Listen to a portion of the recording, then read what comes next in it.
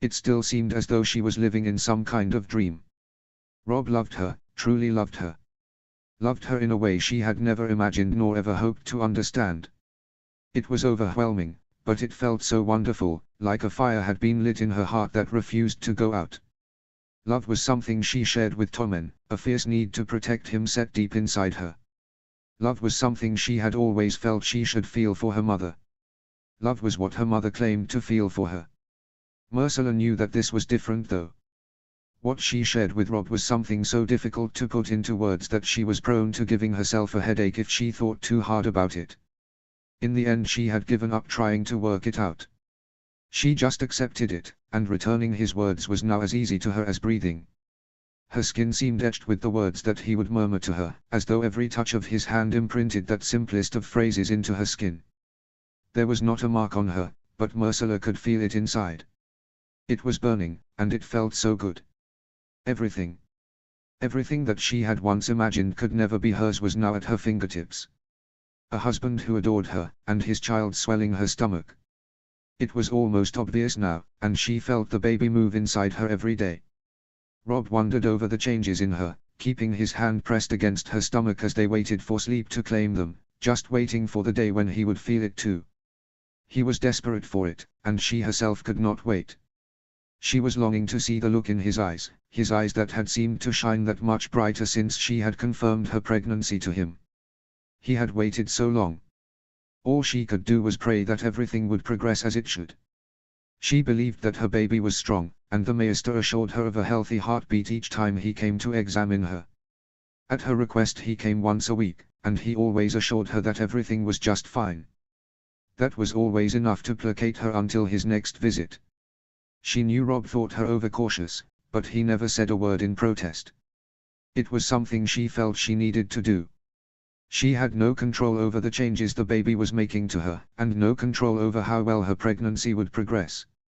Seeing the Maester was one thing that could calm her beyond all else. That and the insistent movement within her. She felt it strongly as the door to their chambers opened, smiling at once as Rob walked through the door. He smiled back widely, closing the door behind him before coming towards her and claiming her lips for a long moment. "Would you come to dinner tonight?" he asked her. "I think it high time we announce our news." Ursula bit her lip at that. Since her sickness had begun to abate she attended more meals in the hall, but the thought of all eyes on her as Rob announced her pregnancy made her feel more than a little ill. "If you're sure," she said, unable to think of any reasonable reason for him not to announce it. The child was strong and healthy, and her stomach was growing rounder now. If he did not announce it soon then everyone would work it out for themselves. The only reason they likely hadn't already was because she was so often draped in thick furs. They kept her deliciously warm, and hid her condition from prying eyes, something which she had been most grateful for. "I know you're nervous," he met her eyes, smiling knowingly, "but this is a good thing, Ursula. The people will be thrilled. They want this almost as much as you and I do." She returned his smile, the excitement in his voice was undeniable. "All right," she nodded her head, and his smile widened. "You can announce it. I know you have been dying to for the past few weeks." He leant in to kiss her again at her words, and she slipped her hand up to run through his hair, twisting his curls around her fingers. Too soon he pulled away, and she made a slightly irritable sound which had him chuckling. "Is it my imagination, or are you becoming more insatiable by the day, my queen?" he asked her with a quirk of his brow, and she couldn't help but smile widely. She could feel that a slight blush had risen up on her cheeks. It was true, it seemed all she could think about at the moment was Rob bedding her. He was usually more than compliant, so she could not complain. "I can't help it, I get so bored up here, and I miss you when you're gone," she pouted at him, twisting her finger around the lacings of his doublet. He raised a brow at that, smirking slightly. "Nice try," he said, pulling away from her. "You know damn well I have to go to council. Byrne is insistent that we discuss rations now that the King's Road is well and truly blocked to wagons." Ursula couldn't help but huff in response, though Rob seemed unconcerned, moving towards his desk and shuffling a few papers around. He seemed to find what he was looking for after a while, gathering them up before approaching her once more. "You could always venture outside for a while," he raised a brow. "Fresh air will do you and the baby some good. Just watch yourself on the snow." I will, she promised him easily. Perhaps I will take a walk out to the September I haven't visited for a long while. I ought to thank the gods for my good fortune. Our good fortune, he corrected her, placing his hand atop her stomach before leaning in to peck at her lips. Of course, husband, she replied teasingly when he pulled back again, rolling her eyes slightly. Don't pray too long, remember we have a feast to attend tonight, he told her pointedly. I know, she sighed, rolling her eyes again. He only grinned in response, before kissing her again. I love you, he murmured against her lips when he pulled back. I love you, she returned, and he pressed one more kiss to her lips before moving away. I'm off to council before you ensnare me, he said as he moved to the door. Be careful out there, and don't be late for dinner. I won't, she waved him away, and he shot one more wide smile at her before disappearing through the door, closing it firmly behind him. She slumped back against the cushions when he had gone, resting her hands on her stomach before sighing in contentment. She was still not overly keen on the idea of telling everyone that she was with child, but Rob was set on it and she couldn't deny or disappoint him. Especially since she had no good reason to. She would just have to grin and bear it, and hope that the whispers were not too loud. At least she had the comfort of knowing that the rest of the Starks would likely be thrilled. That brought a smile to her face as she rose up from her chair and moved to gather her warmest cloak and furs for the journey to the September. It was warmer in the September, with the braziers burning brightly along each wall, so Ursula discarded her furs, leaving them draped across one of the benches as she made her way to the altar. She lowered herself to her knees before the mother, knowing she ought to give thanks to her above all others, and pray to her for continued good fortune. It was only a few minutes before she felt a light breeze against her back telling her that someone else had entered the September. She could only imagine that it was Lady Stark. Her good mother seemed the only other person to ever enter the space. I was beginning to think you would never emerge. She snapped her head around at the voice, her breath deserting her. He was stood, hooded, halfway between her and the door. Somehow she struggled to her feet, backing almost into the altar as he pulled his hood down. It was relief and terror in equal measure. What in the name of the gods are you doing here, she whispered. If Rob sees you, if anyone sees you. Are you mad? You do know what will happen, don't you? What agreement was made? Agreement that if I ever stepped foot in the North or the Riverlands that I would be a dead man. I remember her uncle sounded irritatingly calm, and she shook her head incredulously at him. What are you doing here, she asked him again. Did mother send you? She thinks she did. Jamie smirked slightly, and Ursula made an irritated noise in response. Her uncle seemed to think that this was funny. Did he seriously think that Rob would not take his head? Ursula knew he would, unless Jamie had a damn good reason for being here. Why are you here? She demanded through gritted teeth, and for the first time his expression became serious. I'm here to warn you, Ursula, he told her, but first you have to promise me that you're happy here. Promise me that the words I've seen from you are true. I have only ever written the truth. I am happy here. She met his eyes as she said it. Could be warmer though, couldn't it? He raised a brow, and she couldn't help the half smile that twitched at one corner of her mouth. You're not funny, she responded. Best leave the japes to Tyrion, he smiled, and she finally smiled back at him. What are you here to warn me about? She asked him, and again his expression became serious. It was so serious it had her heart pounding in her chest. Jamie came closer to her, looking as though he were struggling to find the right words. Uncle Jamie, what is it? She asked him, fear starting to creep into her now. You're starting to really worry me. Ursula. Rob's clearly exasperated call was accompanied by the opening and closing of the September door, and Ursula closed her eyes in despair. Jamie turned his head, and she cringed at the look that came across the face of her approaching husband. On instinct she took several steps forward until she was stood between the two men. Rob looked murderous, and for the first time she could imagine him in battle. She could imagine him killing. What is he doing here? He practically spat the words. I don't, Ursula started, but he cut her off at once. Forget it, he snapped, looking past her and towards her uncle. I don't care why he's here, but now that he is. You remember the treaty, Kingslayer? You remember the conditions? I do, Jamie said calmly. Now why don't you ask yourself why I would risk my life to travel to Winterfell in the midst of winter? Why would I do that, unless it was of utmost necessity and importance? I don't know, and I don't care, Rob said shortly. All I care about it that your head will adorn the gatehouse on the morrow. Rob Ursula finally found her voice, shaking her head as she stepped closer to him. She reached out to clasp her hands around his upper arms, feeling his tension that did not abate despite her touch. He says he has come to warn us, she continued. I know he ought not to be here, but please, won't you just hear him, for me? Please, Rob. He stared at her for what felt like an eternity, and she kept her eyes on his, willing him with everything to soften just a little. She squeezed her hands just a little more tightly around his upper arms and he finally blinked. His expression was still hard, but there was an underlying reluctance shining from him. Fine, he growled, confirming her assumption. Speak quickly, my patience has already been worn thin, he directed towards her uncle, and Ursula finally felt safe to let go of Rob's arms. My sister is intent on seeing you dead, sir, your grace, Jamie corrected himself quickly as Ursula shot him a warning look. And she believes she has sent me to do it, he continued, and believe me, I had every intention of granting her wish. Ursula gasped at that, but her uncle continued before she could say a word in protest. However, that was before I learned the truth, Jamie went on, before I found the true letters from Ursula that she thought she had well hidden.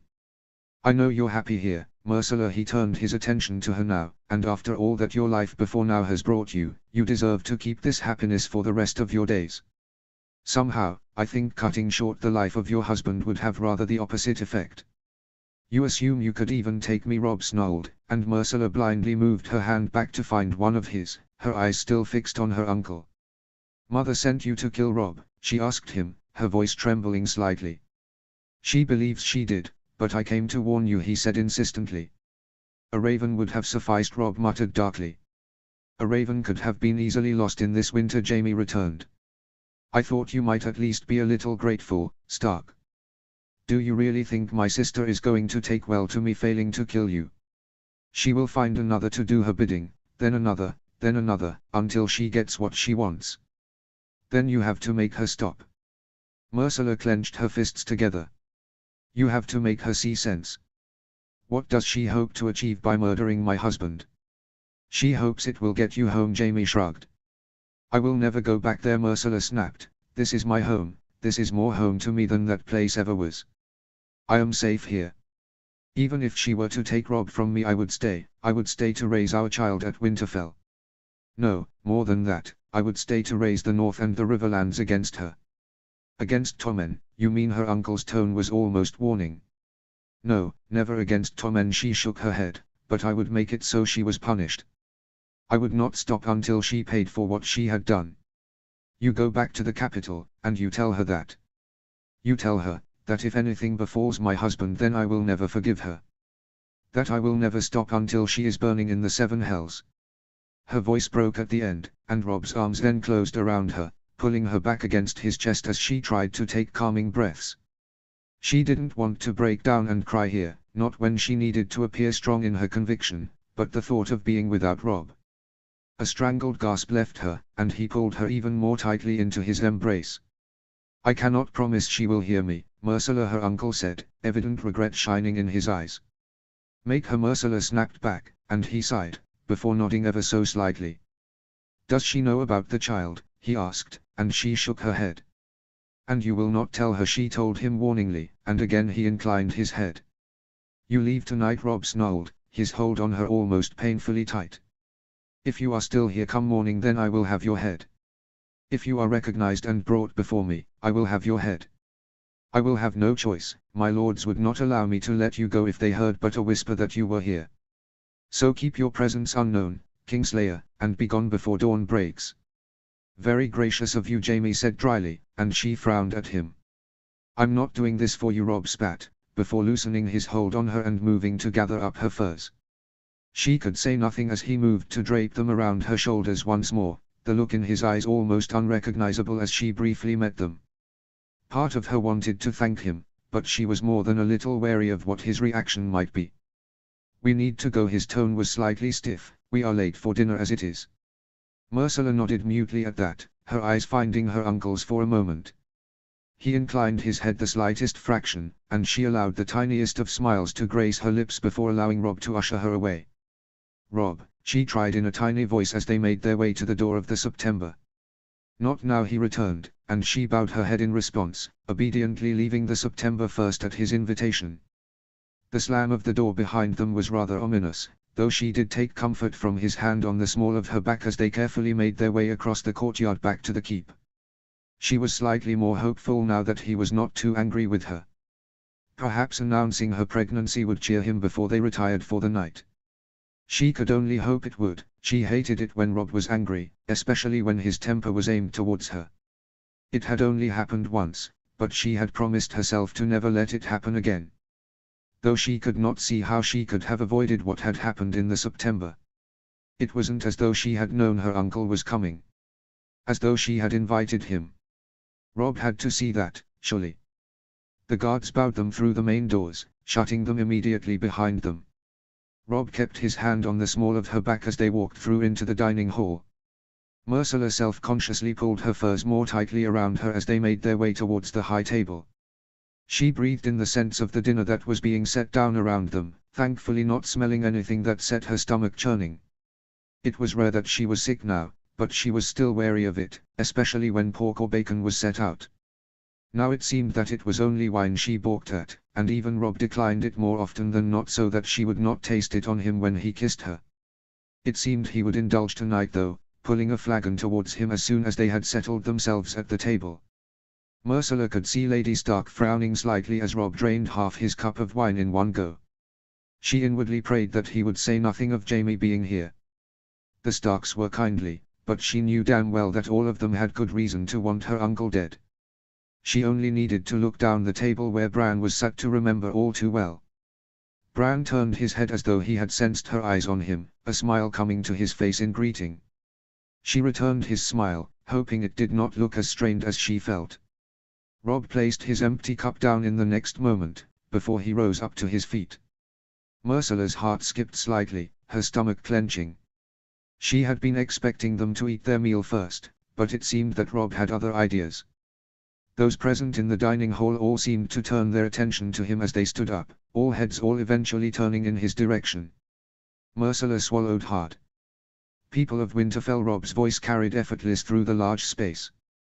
He held his hand out towards her then, and she placed hers in his before rising up to her own feet. As she rose up she noticed the knowing little smile playing about Lady Stark's lips. Perhaps she had not been hiding her condition as well as she had thought. Unless Rob had given in and told her. She doubted it though, likely her good mother had just guessed. "It is my great pleasure to announce to you that the Queen and I are expecting a child," Rob continued, and she held her breath. So he was smiling widely as she peeked up at him. "I implore you all to raise your cups, and drink deeply to a new heir to the north, and your queen." The queen, the cry was louder than she expected, so much so that she almost jumped. But she couldn't help but smile at seeing real, genuine smiles on the faces of many around the hall. The eyes that were on her seemed softer than usual, and there were but a few people dotted around that were whispering behind their hands. Rob squeezed her hand, and she looked from the people to him. Whatever anger he was feeling over Jaime had clearly abated for the time being at least, and he was smiling down on her, his eyes radiating happiness. "I told you they would be thrilled," he murmured to her as they dropped back into their seats. Lady Stark's hand found the back of Rob's for a moment before she leaned further across him so she could grasp Ursula's. "Congratulations," her good mother said warmly, "I am so thrilled for you." "As if you didn't know," Rob chuckled, and his mother swatted him. "I may have had an inkling," Lady Stark admitted, and Ursula smiled widely. "Thank you, Lady Stark," she said warmly. "When will the baby come?" Rickon asked with wide eyes. "In a little under 5 moons most like," it was Rob who answered. "You will not be joining us for any snow fights for a while yet," then Arya smirked. "No," Ursula agreed, laughing slightly. "You could always join me on the sidelines and help me keep them in order," Bran smiled. "I could indeed," she agreed, "thank you, Bran." "Will it be a boy?" Rickon demanded next. "I don't know," Ursula told him, her eyes sliding to Rob, seeing him looking perfectly relaxed. "Boy or girl, this baby is a blessing, to the whole family," Rob said, and she couldn't help but smile. It had worried her that Rob would be disappointed if she delivered him a daughter. She had not asked him either way, but she had heard the sincerity in his voice when he had said it didn't matter. It was hard not to breathe a sigh of relief, and sneak her hand under the table to rest on Rob's knee. Thankfully he turned his head and smiled at her, his own hand coming to rest on top of hers. There was such a softness in his eyes that she could almost be hopeful that there would be no more talk of her uncle tonight. Likely it was a futile hope, but right now she would bask in the happiness surrounding them, and hope that Jamie would heed Rob's warning and leave Winterfell before dawn. If he didn't, she was in little doubt that Rob would have his head, and she could only guess at what horror would engulf them should that come to pass. Chapter 27, Xiv, Rift. Notes. Hey guys, I know it's been a while. I wish I could tell you I'm coming back to posting every week. Unfortunately, I can't. A combination of real life and certain nastiness on another site have led to me taking the decision to take a break. I have to stop for a while before I fall out of love with fan fiction. It's the last thing I want to do, and I hate leaving stories part finished, but I need to stop for a while. I need to get the itch back. Right now it feels more like a chore than a joy. I want it to be a joy again. I want to fall in love all over again. I know I will. It isn't the first time I've taken a break and been lured back. I will be back, and I will finish this story, just bear with me a little, please. Thank you all for all the kudos and the comments you've left me. You've been amazing. I hope you're all here when I get back. Hopefully I won't be long. Hope you enjoy this chapter. Thank you. Happy Smiley. Chapter text. Rob.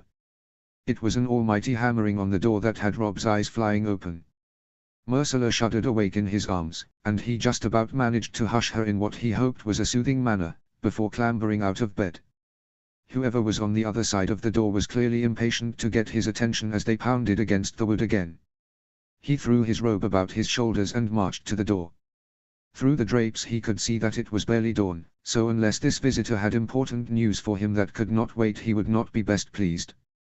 He had already had one unwelcome visitor, he would not be relishing another. In the next moment he wrenched the door open, seeing Arya on the other side with her eyes blazing. Kingslayer, she spat at him, and he raised his brows, his heart pounding. He could think of only one reason that Arya would be here at this time, this angry. Gods! If she had caught a glimpse of the Kingslayer then this would mean trouble. Rob decided to feign ignorance. He had given the Kingslayer until dawn, grudgingly, and he had done so for Myrcella, who he could hear shuffling herself out of bed behind him. What of him? Rob asked impatiently. Are you even remotely aware of the time? What are you even doing up? Training, she shot at him in an instant. But that doesn't matter, because I saw him. Who? He frowned at her, and she glared at him. The Kingslayer, Rob. He's here. He's here at Winterfell, I swear. You need to come now. She was practically jumping up and down on the balls of her feet, and Rob sighed heavily. Why would he be here, of all places? Rob asked her, and she shrugged. I don't know. Who cares, Rob? Come on, she stamped her foot at that, and it was almost enough to make him laugh. All right, he agreed, just give me a moment to dress myself. I will freeze out there in just a robe. With that he closed the door before she could throw any more words at him. This was not good. As he turned he caught sight of Myrcella's face. Pale. Wide-eyed. He didn't want to be the cause of any more tears, but if the Kingslayer was still here then he would have to pay the price. His wife had to understand that. He had told her the night before. It had been the only thing he said on the matter, not wanting to spoil the joyous mood they were both in after announcing her pregnancy. It had been hard for him to drift off to sleep though, knowing that the bastard who had crippled his brother was roaming Winterfell. You know what I said, Rob said quietly, and Myrcella nodded her head. Dawn is only just breaking, he continued. I will tarry as much as I can, but Arya isn't a patient woman. Just stay here, all right? Whatever happens, will you just stay here? She didn't look happy at that request as he shed his robe and began to pull on his clothing. Would you not let me see him? Her voice was barely a whisper. If he is still here and you must do your duty, would you not let me see him first? If you see him they will talk, Rob said briskly, loath to deny her. You know they will. That will not be anything I am not used to. Her voice rose a little, and he shook his head. Rob, please. Merciless. He is my family. She finally chose the word, and he closed his eyes in despair. He had heard the unspoken word she had wanted to utter hanging between them. Merciless knew, just as everyone else in Westeros knew. You know what he did to my family, to Bran, Robb said warningly. Of course I know, she snapped, but that doesn't change the fact that he is of my blood. Jaime never hurt me, Robb, and he came here to warn us what my mother is planning. You said. I said he could have until dawn. Robb cut her off, and had he any sense he would have left last night when I warned him. Perhaps he has more to say, Merciless whispered, her eyes shining and her hands wringing together. He hated her like this. More than that, he hated that he could find no compassion for her plight. Had she been upset over anything else he would have known how to comfort her, but he himself could muster up no sympathy for her uncle. How could he when he was faced with Bran every day? It had taken so long for his brother to dine in the hall with everyone else, and the people still stared whenever he ventured out of the keep. Or perhaps he is pushing his luck, Robb said coldly, perhaps he believes I wasn't serious. Merciless bowed her head at that, and he had to look away from her before his resolve crumbled. He would happily see the Kingslayer dead. He meant nothing to him. Less than nothing. Merciless though, she meant everything, and taking her uncle's head would hurt her. He had no desire to cause her pain, but he had a duty to his lords and his people. Letting the Kingslayer go would cause uproar. He couldn't risk that. It would do far more harm to Merciless and his family in the long run if he did. I don't like doing this to you, he said quietly, but things will get far worse if I ignore this. If he is gone, then I won't chase him. I will name it a figment of Arya's imagination. She will be angry with me for a time, but it won't be forever.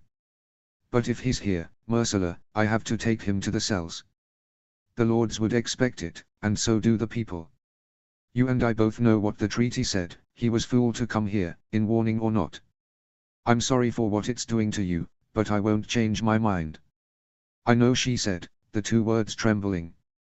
He wanted to cross to her and gather her in his arms, but before he could do so Arya was pounding on the door again. An almost growl left him as he moved to snatch up his cloak before making for the door. He turned to Merciless as he went to open it, seeing her eyes fixed on him. I'm sorry, he said quietly, and he saw a single tear slip down her cheek. Forcing himself to ignore it, he wrenched open the door. I thought you might have been a little more eager to get to him, Arya sulked at him as he closed the door behind him, the sound echoing finality.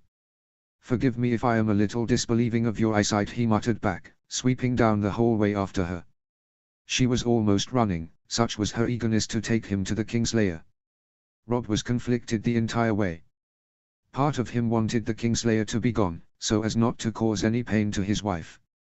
The other part of him, admittedly the larger part, wanted the bastard's head on a spike. More than anything though, he just wanted Merciless to be able to live with what he might have to do.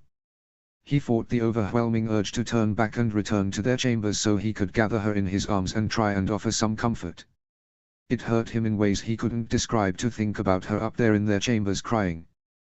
Crying for the Kingslayer, the man who set all this nightmare in motion. Robb shook his head as he and Arya were bowed from the keep. Crying for her father.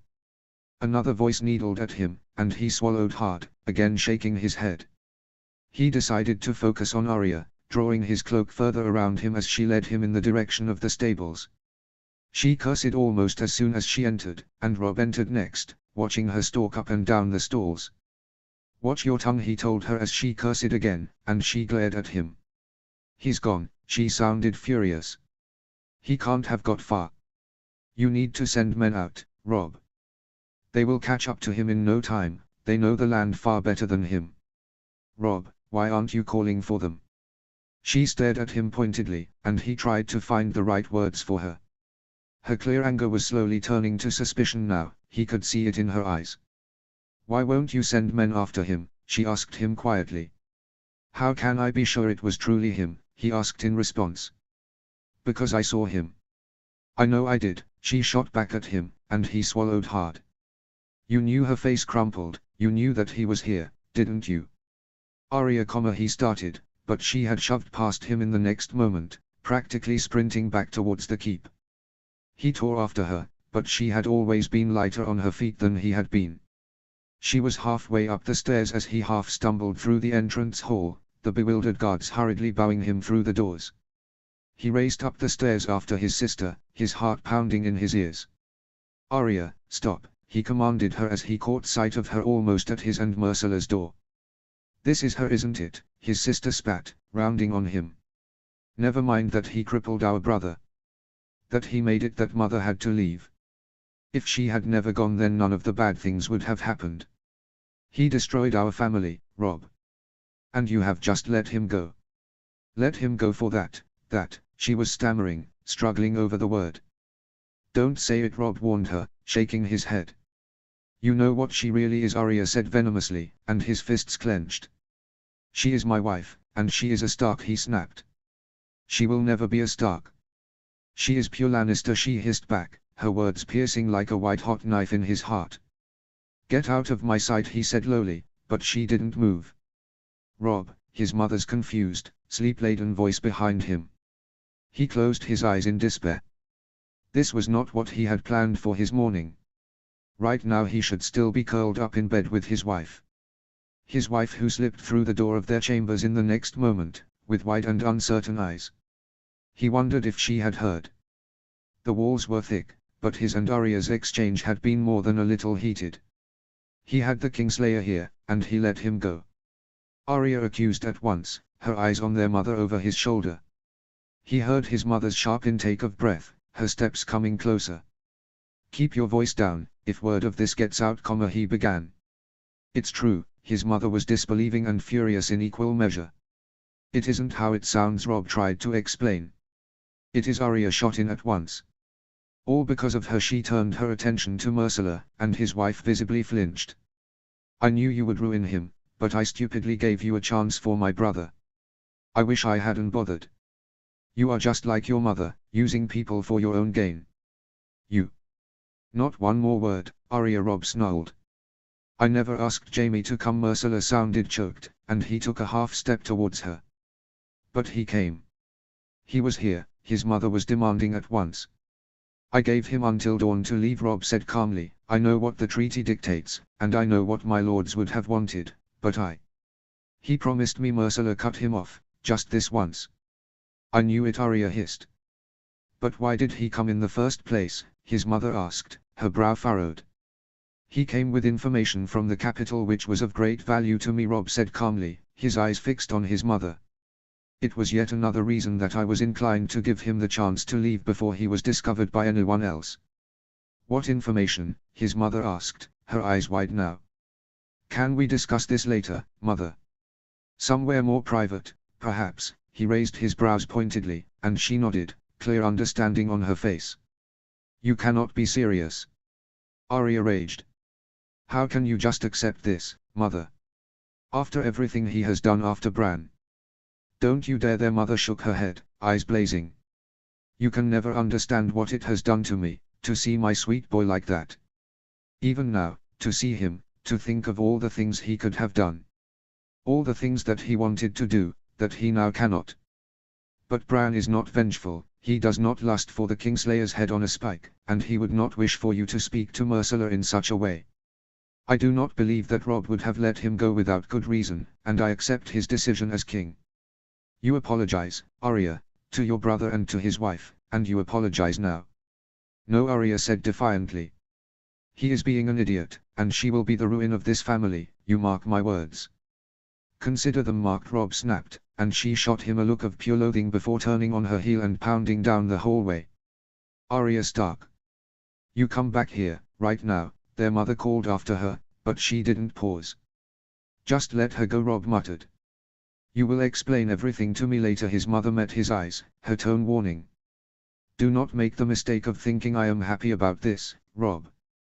Arya spoke too much out of turn, but I understand her anger well enough. "I want to know everything, and don't even think of coddling me.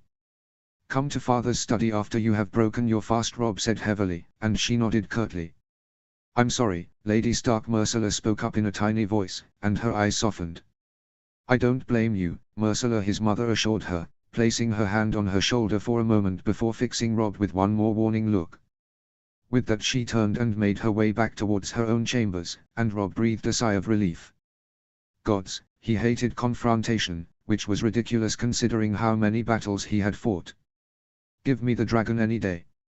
Rob, I'm sorry. Ursula was clearly on the verge of tears, and he turned to her. I should never have spoken up for him, I'm sorry. There is no changing it, he said, just as there is no changing what happened to Bran. He moved closer to her and cupped her face in his hands, gently encouraging her chin to tilt upwards so he could meet her shining eyes. Just as there is no changing the fact that I love you. Rob was irritable as he stamped his way towards his father's study. Anyone he came across seemed to shrink back from him, bowing or curtsying lowly and keeping their eyes fixed firmly on the floor. Usually he made sure to make eye contact with them and offer a smile or an inclination of the head. Whenever he didn't though, they seemed to instinctively know to get out of his way. He was still furious. With Arya. With the Kingslayer. With himself. Part of him wished he had just had the Kingslayer taken to the cells the night before. Then he remembered Ursula's face, and his feelings got all muddled and confused. He took a breath as he came upon the door of the study, before letting himself in. It wasn't a surprise to see his mother already present. She was leaning against the desk, facing the door, her face pale and a cup of wine in her hand that appeared to be shaking slightly. He inclined his head to her before moving to pour a cup of his own. Would you explain, please, Rob? His mother asked him quietly, though he could hear the underlying fury in her voice. He closed his eyes for a moment, thinking how best to phrase it without panicking her. Ursula was already beside herself, driving herself mad thinking of all the ways that her mother might try and get to him. He had tried over and over to get her to stop, to calm herself for her own sake and the sake of their baby, but still she continued to fret. As I said before, he brought some information from the capital that was valuable to me, Rob told her calmly, taking a sip of his wine before turning to face her. He was unsurprised to see that she was frowning. So valuable that it could not be trusted with a raven, she asked with a raised brow, and he nodded his confirmation. Won't you just tell me, Rob? Her eyes were almost pleading. You're beginning to scare me. What did he tell you? He told me that Cersei Lannister is plotting my death, Rob told her, trying his best to keep his tone even. It would do no good to let on how shaken he was by the news. Whatever he had told Ursula, he was worried about what lengths her mother would go to be rid of him. He had already increased the presence of guards in the keep, and kept Grey Wind closer than usual. Next he would have to make sure that all newcomers to Winterfell were treated with suspicion, and searched. He didn't like to do it, but right now he felt as though he had no other choice. Why would she do that? His mother's trembling voice pulled him away from his thoughts. Revenge. Rob shrugged. I cannot begin to understand her motives. From what I can gather, she is doing this under the delusional belief that I am mistreating Ursula. But, that's ridiculous, his mother protested. You don't have to tell me that, he said wryly, taking another drink of wine. Ursula has told her countless times that she is happy here, but she will not have it. It was another reason I let the Kingslayer go. Perhaps he is the only one who can talk sense into the mad bitch. Perhaps his mother agreed, though she did not sound convinced. Nor did she chastise him for his language, which was very unlike her. From that Rob knew well enough that she was worried. More worried than she was allowing herself to show to him. I have increased the guard, he said briskly. Perhaps if he made her believe that he was not worried, she would be somewhat placated. All newcomers will be searched for concealed weapons and poisons. I trust the people, I know they would come to me if there were anyone suspicious. You know what Northmen are like. He tried a jape, she didn't smile. After everything we have been through already, she shook her head, her voice breaking slightly. Was I foolish to believe that it was over? That we could finally be happy? I thought this was it for our family, finally a chance to truly try and lay the past to rest. Now, this. We are happy, Rob said firmly, trying not to think about how ridiculous that statement sounded given his confrontation with Arya earlier. His mother didn't look convinced. You need to speak to Arya, Rob, she said. She needs to understand why you let him go. If you do not, then she will only go on blaming Ursula, and that poor girl must have enough worries plaguing her. I assume she knows about this, what her mother is doing. She does, Rob confirmed. Just when she and Arya were beginning to get along, his mother fumed, and he nodded slightly in agreement before taking another drink. "I'll speak to her," he promised his mother, "but I'm not sure if I can stomach it today." "Will you and Myrcella be dining alone again?" his mother asked him sharply. "Most likely." "Why?" he frowned. "Do you not think that would be the perfect opportunity for someone to strike?" she demanded, eyes wide. "When it is just the two of you? What if the servant has a hidden blade, or something is slipped into your meal?" "Mother, calm yourself." Rob stepped towards her and placed his hands on her shoulders. "Whatever Circe is planning, I do not think it will be poison. It is too dangerous. She would be risking Myrcella as well. How would anyone know what either of us would eat?" "I suppose," his mother nodded, looking somewhat placated. "But it is no secret that Myrcella no longer touches wine. What if? Would it please you if I declined to indulge?" Rob cut her off, and she frowned. "This is serious, Rob," she told him, meeting his eyes. "I know that," he admitted, "but you know I cannot show Myrcella that I'm worried. She is in turmoil as it is, and the last thing I need is for her to worry herself sick." "I know," she agreed, "just promise me you will do all you can to keep yourself safe." "You know I always carry my sword," he said, "and if it will please you, I will wear mail. As I have already told you, I have increased the guard, and Grey Wind is prowling the whole way out there." "And how long are you expected to live like this? How long are we all expected to live like this? By the gods, Rob, if I ever get my hands on Cersei Lannister," she trailed off, her fists clenching by her sides. "Perhaps you ought to write to Tommen, Tywin, even. And have them know I am afraid an assassin could infiltrate Winterfell." "I don't think so. It might give Tywin ideas of his own," Rob said darkly. "He wouldn't," his mother said firmly. "I am no more fond of the man than you are, but he respects you, Rob. That much has always been obvious." "And how much do you suppose he will respect me when I tell him I am afraid of his deranged daughter?" Rob asked wryly, and she huffed in response. "I will continue to be careful, and I will hope that the Kingslayer talks some sense into her." "And if he doesn't?" his mother asked pointedly. "Well, then perhaps I will have to consider an alternative," he said grudgingly. "But for now, Mother, will you just try not to worry? I have enough on my hands already trying to keep Myrcella calm.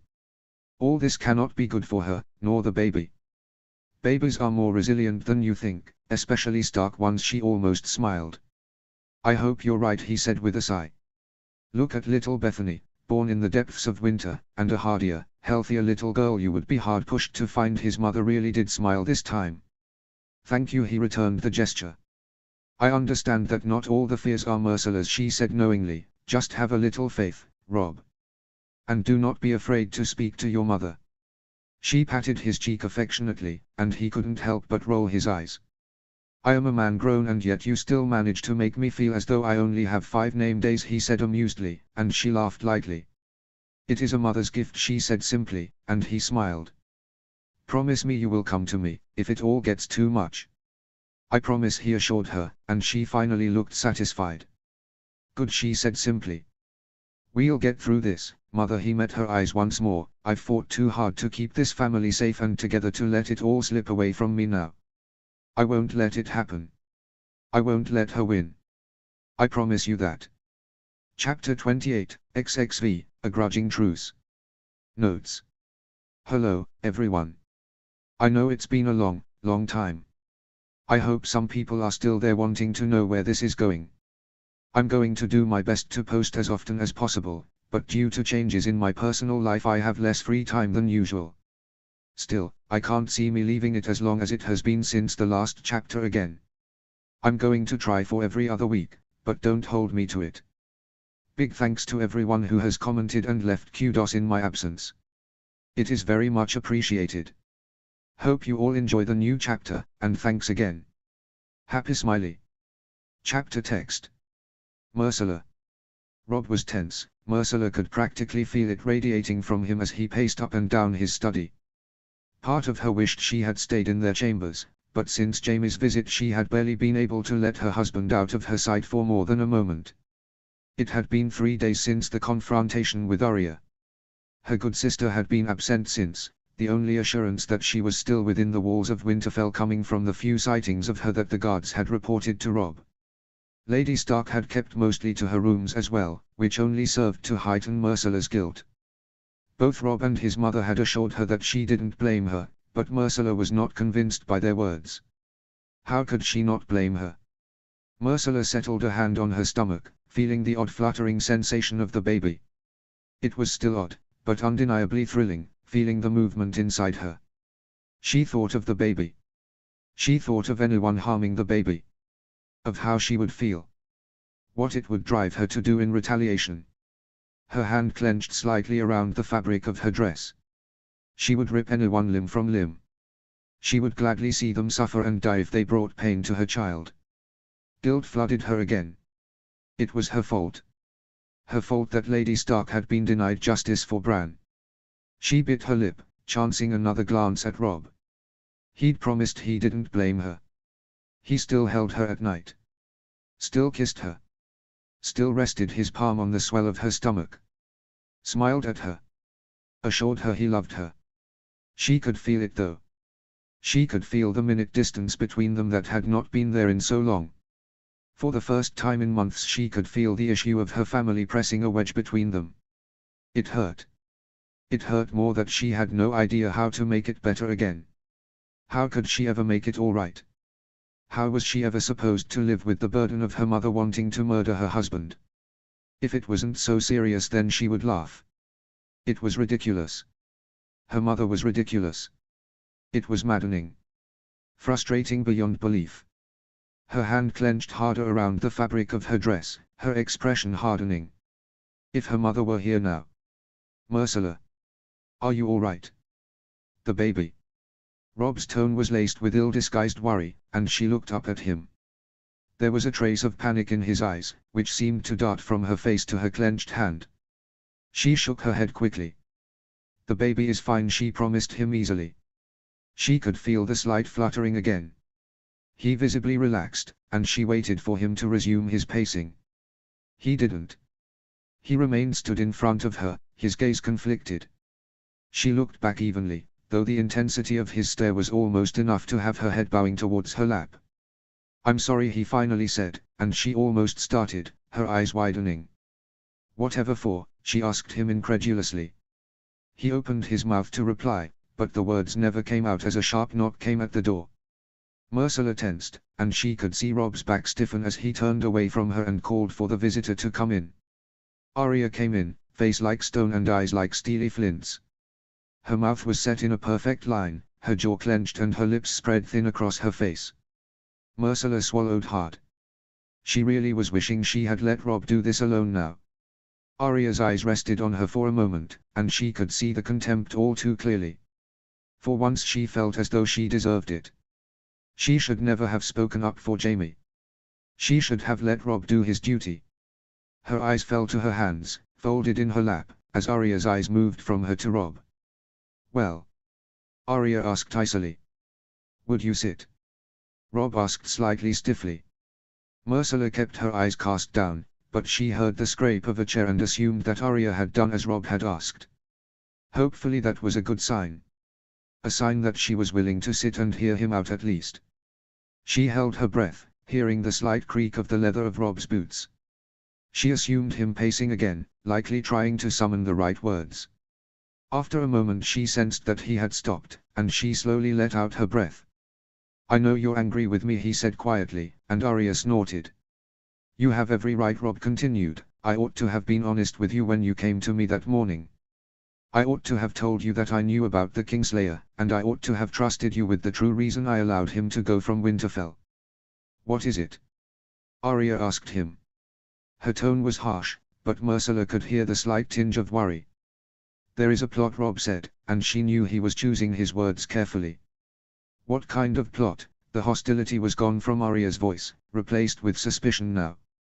A plot to end my life, he said, and she could tell he was trying to sound carefree. It was how he had been since they had discovered the truth. Myrcilla knew better. She knew he was more fearful than he made himself out to be. She knew that despite his rolling eyes that he was glad of the extra guards. Glad of the searches on what few travelers passed under the gates. She knew he held his breath each time a knock came at the door, or whenever he was approached by anyone. Myrcella hated it. She missed him being carefree. Missed his easiness. Tears welled in her eyes. Gods, this was all her fault. By who?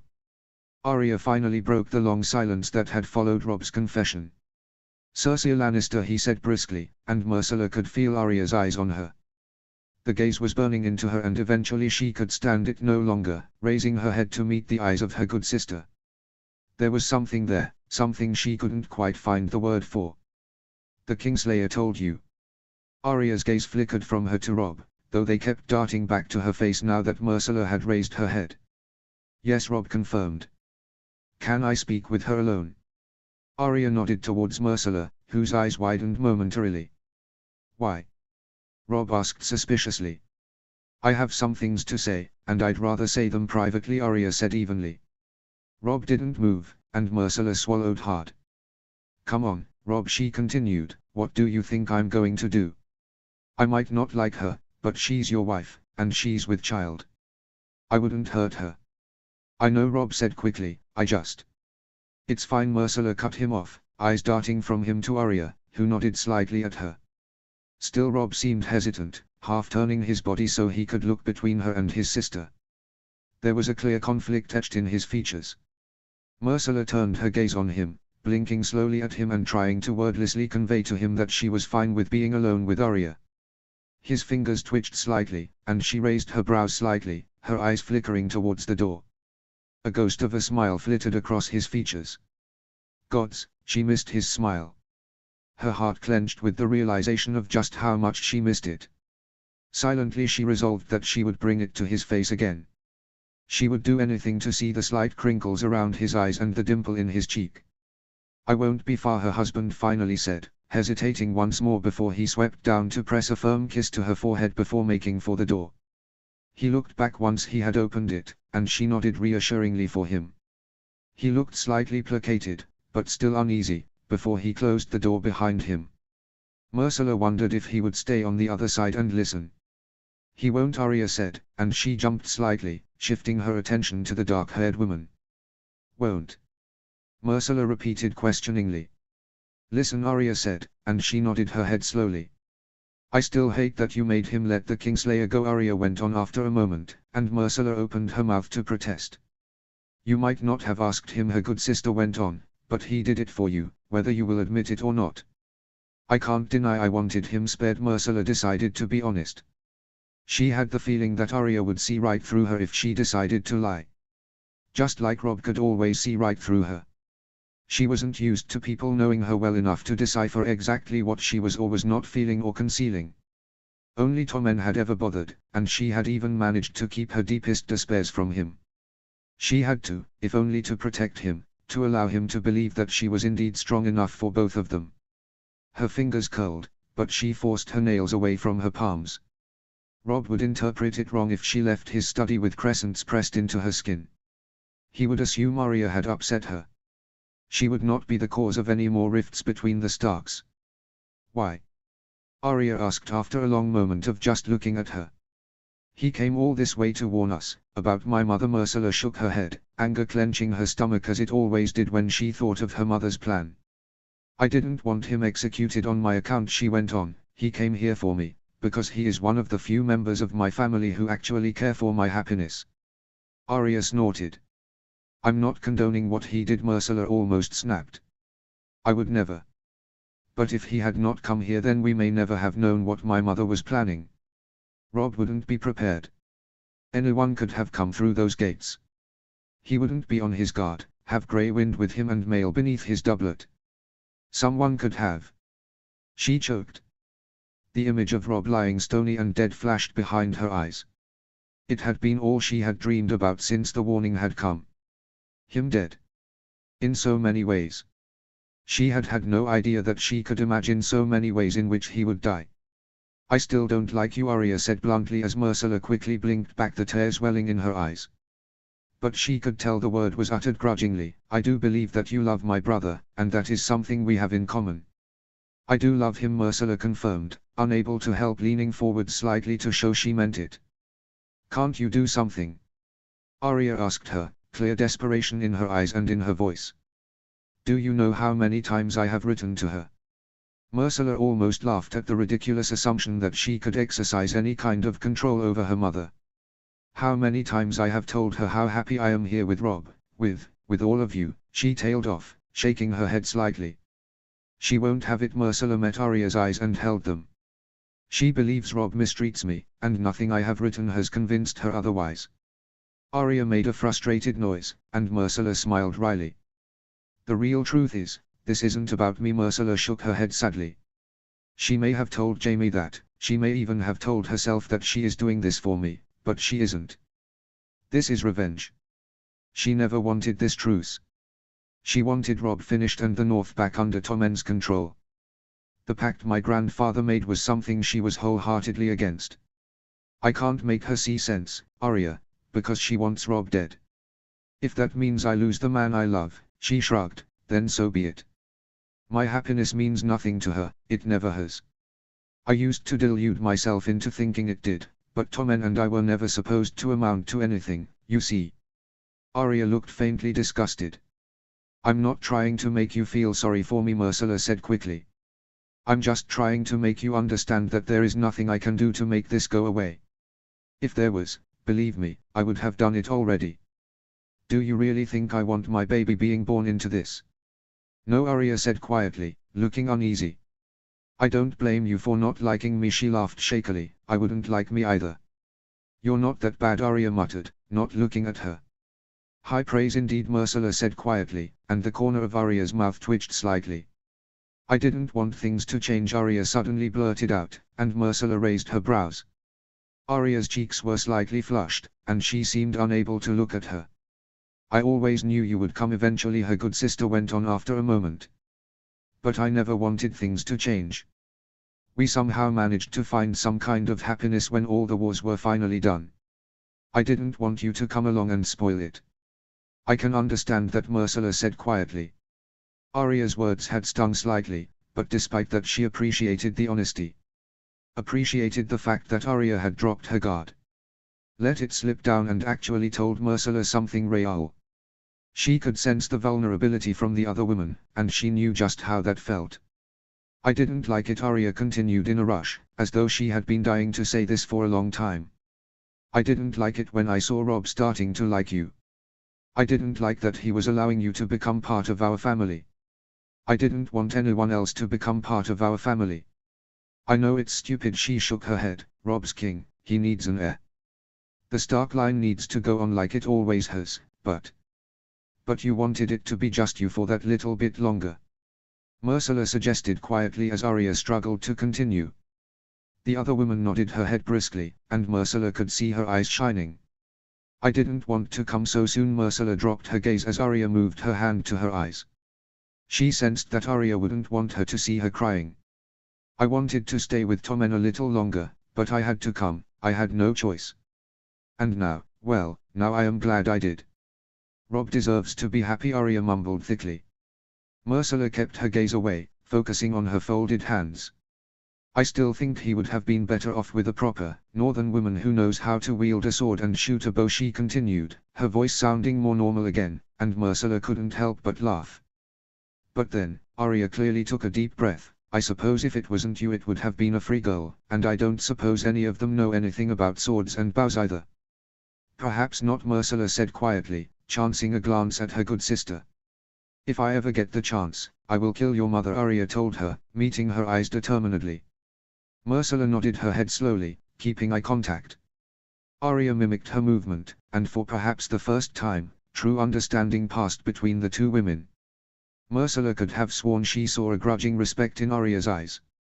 I know, she finally said quietly. I understand. Ursula and Rob walked in silence back to their chambers.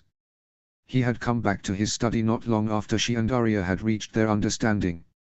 His piercing gaze had glanced between the pair of them until Arya had finally cracked. She had told him she understood why he had let Jamie go, and warned him to watch his back, promising that she would be keeping her own eyes on him. They had embraced then, and Ursula had taken a relieved breath. After that Arya had made her excuses to leave, and soon after Rob had offered Ursula his hand so they too could leave. Grey Wind's claws clacked behind them as they made their way to their chambers, and Ursula concentrated on breathing evenly as Rob held onto her hand just a little bit too tightly. As soon as they entered their chambers he closed the door firmly behind them and gathered Ursula up in his arms. She clung to him, closing her eyes as she buried herself in his chest. He may not have been lax in showing his affection towards her, but this was the first time since Jamie had come that his embrace felt truly real. It was almost enough to have tears spilling from her eyes, but she forced them back, digging her fingertips into his doublet. She could feel the hardness beneath, knowing that his was the mail he wore under his clothes. For some reason it made her cling even more tightly to him. One of his own hands came up to clench around her hair near the base of her neck. It almost felt like he would never let go, but Ursula would be happy to remain in his embrace for as long as he wanted her. His lips came to press to her temple after several long moments, and she couldn't help but exhale in satisfied relief. "I'm sorry." His lips fluttered against her skin, and she shuddered slightly at his warm breath against her. "What for?" she whispered back. She could not imagine what he could possibly be sorry for. It ought to be her apologizing. She had done, several times, though he had continually told her not to. As far as she was concerned he had absolutely nothing to be sorry for. "I've been different." He pulled back from her slightly so he could look down into her eyes. "Don't deny it, I know you've felt it," he said, keenly guessing that she was about to protest. "I have no excuse," he continued, shaking his head, "only that I have been worrying myself sick thinking about the best way to keep you all safe." "You should be concerned about yourself," Ursula insisted, digging her fingers into his back again. "It's you who is in danger, though I wish with everything that I have that it was not so." "You need to stop blaming yourself," Rob said knowingly. "She's my mother," Ursula said tiredly, not seeing the point of denying his astute presumption. "And she'd want me dead even if she wasn't." He smiled wryly, and she snorted slightly. "You might be right there," she said grudgingly, and a smile twitched at his lips. "I refuse to live in fear," he said after a long moment of quiet, and she quirked her head to one side questioningly. "I want to continue being happy," he explained. "I want to worry about nothing more than keeping us warm this winter, and this." He slipped one hand down to rest on her expanding stomach, and she smiled softly at him. "I thought you kept telling me not to worry about this," she said teasingly, moving to rest her hand on top of his. "You know what I mean," he said exasperatedly, rolling his eyes. She grinned, and a moment later his own face cracked into a smile. His eyes lit up, the creases appearing and the dimple showing through the bristles of his beard. It was all she could do not to burst into tears on seeing it. Knowing he was still able to smile at her like that made it feel like a huge weight had been lifted from her heart. She truly believed it then. Truly believed that he really didn't blame her for this. "Thank you," she whispered, before she could stop herself. He frowned in response. "What for?" he questioned her, and she shook her head, smiling again. "Just," she couldn't find the words, "just, thank you." He met her eyes and didn't look away. She wondered if he perhaps understood what she had been unable to explain to him. His lips quirked up on one side, and she liked to imagine that maybe he did. His thumb rubbed against the swell of her stomach, and in the next moment he bent his head to brush his lips with hers. When he made to move back she involuntarily moved with him. He understood her movement, an almost wolfish grin adorning his features before he moved closer to her again and captured her lips properly. His kiss was wonderfully real. It had only been days but it felt like several lifetimes since he had last kissed her like this. She didn't feel any distraction or distance in the way his lips worked with hers. She only felt the heady bliss and the familiar desire knotting her stomach. There was nothing false about this kiss, and she clung to that knowledge as tightly as she clung to her husband. When he finally broke the kiss she was breathless, her heart beating seemingly twice as quickly against her ribcage. He smiled again, his lips a mere inch from hers. "I love you," he breathed, and again, the warmth of his words against her made her shudder in delight. "I love you," she returned easily, firmly, wanting him to know just how much she meant it. She couldn't have robbed out her. For the first time she understood his desperate need for her to understand that he was being honest. She felt it now. Felt that need for him to know that the words that came from her were all truth. He had to know now more than ever before that she would never lie to him. "I know," he whispered reassuringly, pressing a light kiss to her forehead before enveloping her in an embrace again, his cheek resting against the top of her head. After what could have been hours he finally released her. She made no protest as he encouraged her into one of the armchairs by the fire. He took the one opposite, the light dancing in the blue of his eyes, which were fixed almost quizzically on her. Ursula could tell he wanted to ask her something, but she didn't press him, instead settling back into the comfort of the chair, her hands coming to settle on her stomach. "Arya didn't upset you, did she?" he finally asked, and she could see the worry in his expression. "No," she assured him easily, smiling at him. He looked faintly placated, but she knew he wasn't finished. "She's not planning on doing anything stupid, is she?" Rob asked next, and she shook her head. "Of course not," she said. It was the truth, at least, as far as she knew. Arya may have promised to kill her mother should she get the chance, but Ursula highly doubted that she would ever get that chance. It was highly unlikely that her mother would ever lower herself to visit Winterfell ever again, and Ursula thought it just as unlikely that Rob would ever take any of his family to the capital. Ursula smiled again, and she heard Rob exhale as he relaxed back into his own chair. "Good," he said, clear relief dripping from that simple word. "Rob?" she asked tentatively after a long moment of watching him gazing intently towards the flames. "Home," he turned his head towards her expectantly. "What you said before, about us being expected in the capital once spring arrives. We won't still be going, will we?" she asked him, praying the answer would be no. As desperate as she was to see Tommen again, the thought of Rob being anywhere near her mother filled her with a horrible, heavy sense of dread. "It's like I said, we'll be expected," Rob said gently. "But," she started, but he hushed her. "Don't think of it now," he soothed, though the nagging worry in the pit of her stomach refused to abate. "This winter could last for many months yet, years even, and we won't be even thinking of going anywhere until our baby is born." "The baby?" Ursula sensed a glimmer of hope. Her heart beating more quickly than usual, she tried to choose the right words. "Is it wise," she asked Rob, her eyes wide, "to travel with such a young baby? What if something were to happen?" Rob eyed her for a moment, and she swallowed hard. Judging from the look on his face, he knew exactly what the motivation behind her words was. He didn't confront her on it though, merely shook his head, smiling slightly. "As I said, we do not have to think on it just yet," he said calmly, though Ursula recognized well enough that the conversation was over. "For now, at least." "Very well," she agreed with him, keeping her eyes on him as he turned his own back to the fire. "You know I would never risk you, or the baby," Rob said, his eyes not moving from the flames. "I know," Ursula agreed. "But you know it's not me and the baby I am worried about." He said nothing, but his hand reached out across the gap between them. She moved her own hand to meet his, and he laced his fingers firmly with hers. Ursula squeezed his hand, and he returned the pressure. She determined then, for the 1000th time, that she would not allow anything to happen to him. She never wanted to feel that hand cold and heavy and unmoving against her own. She would not let her mother win. Chapter 29, Interlude, Burning Fury. Notes. Hi guys. Big thank you to everyone who commented on the last chapter, the welcome back was amazing. Hope you all enjoy the new chapter. It's shorter than usual, which means a trip to the capital.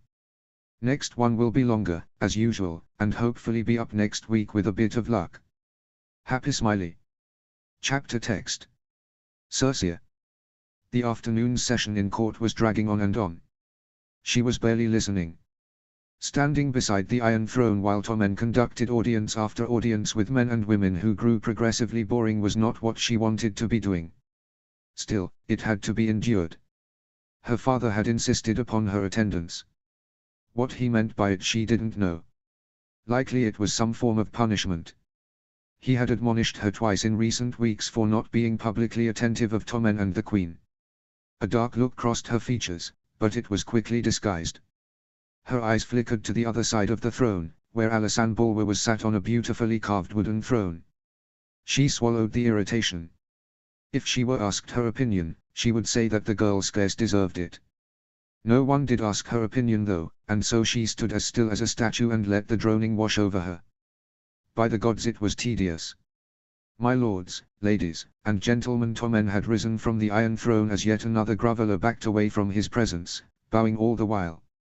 She rolled her eyes, before politely fixing her gaze on her son. This concludes court for this afternoon, he continued on, his voice stronger and more powerful than she had noticed it being before. It vaguely surprised her.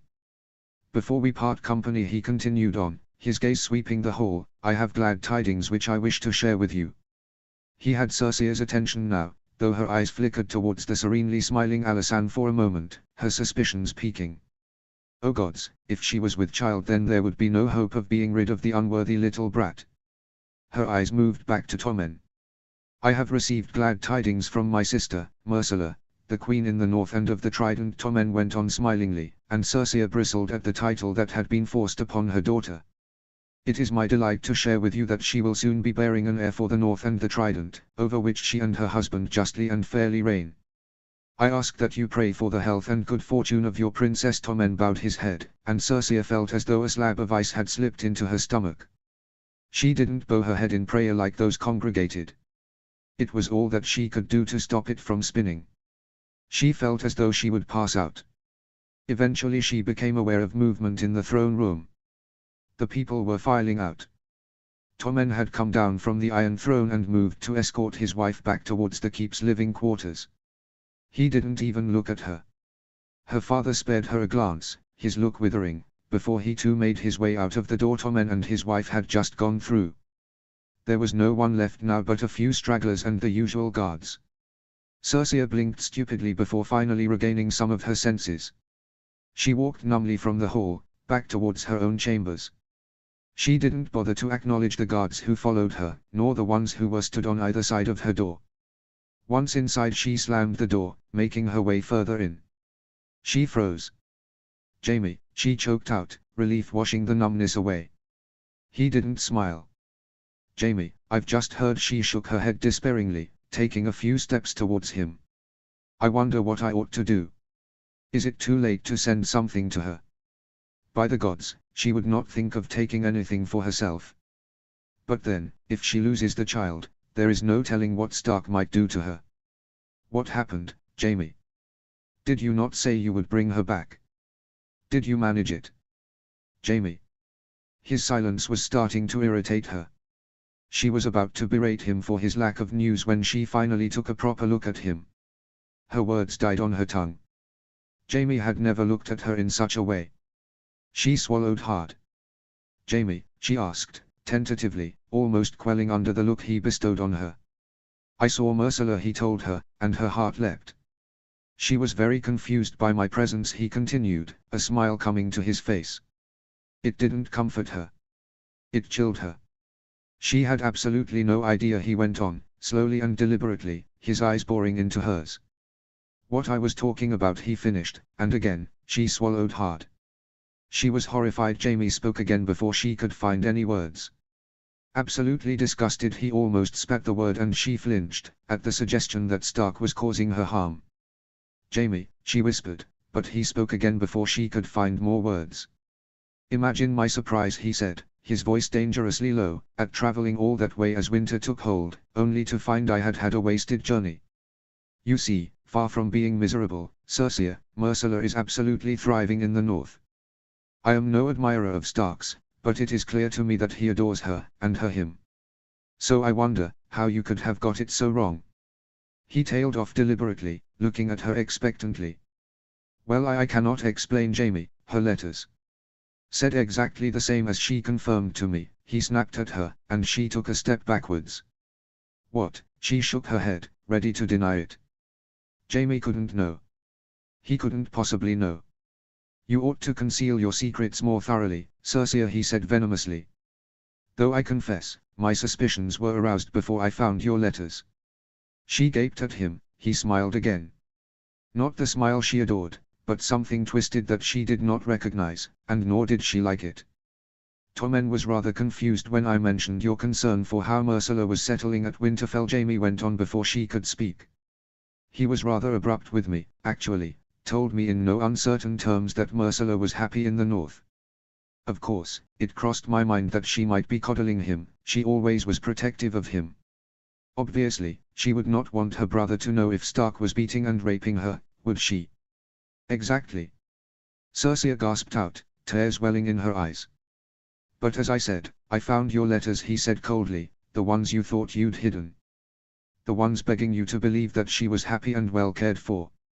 She loves him, Cersei, and while I question her tastes, I cannot deny her happiness. How can you? She is your daughter. And she belongs here. Cersei screamed at him. He didn't look surprised. No, she doesn't. He shook his head at her, something akin to disgust in his eyes. Of course she does. She doesn't belong up there in that frozen wasteland.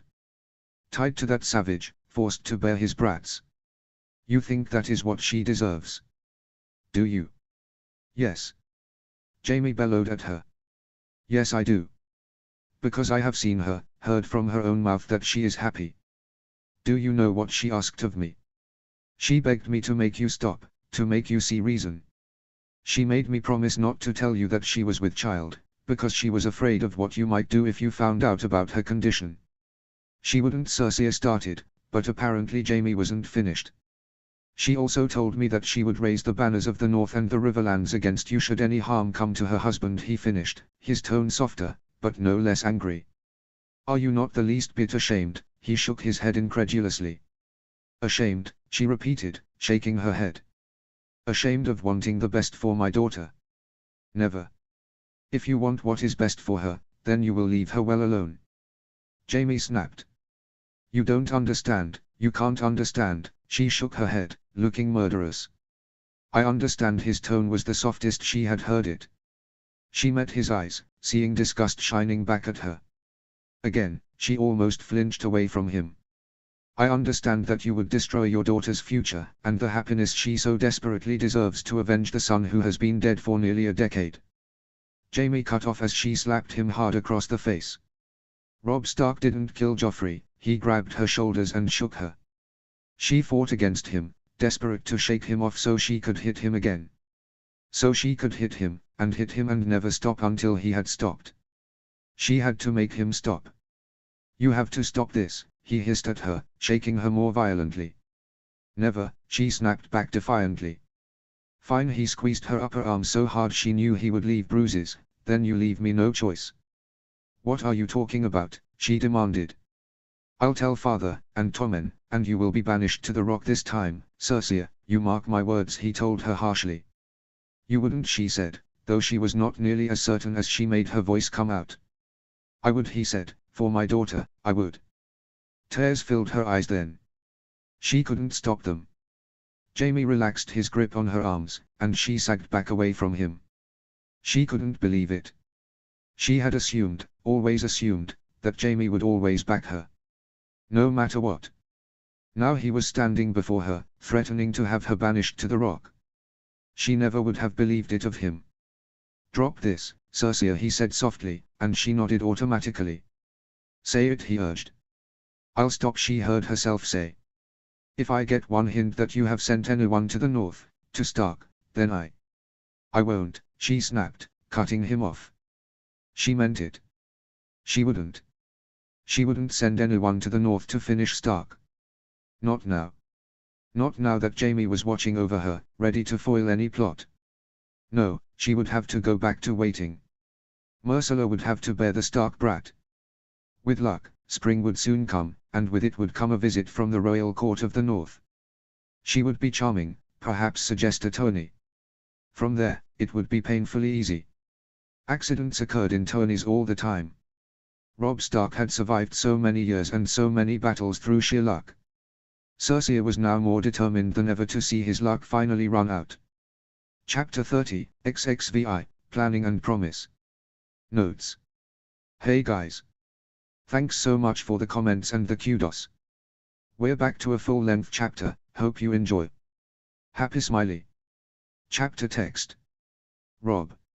It had been worth the wait. Worth all the hours sat with his hand or his ear pressed against her stomach. It had happened in the dead of night. His wife had been peacefully sleeping, rolled over onto her back with her arms splayed all over the place. The bigger her stomach grew, the more space she seemed to want to command in their bed. He didn't complain.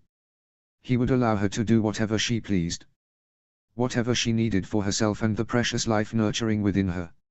She must have glanced his head with her hand as she had rolled over, and he had half awake to see her still in the depths of sleep.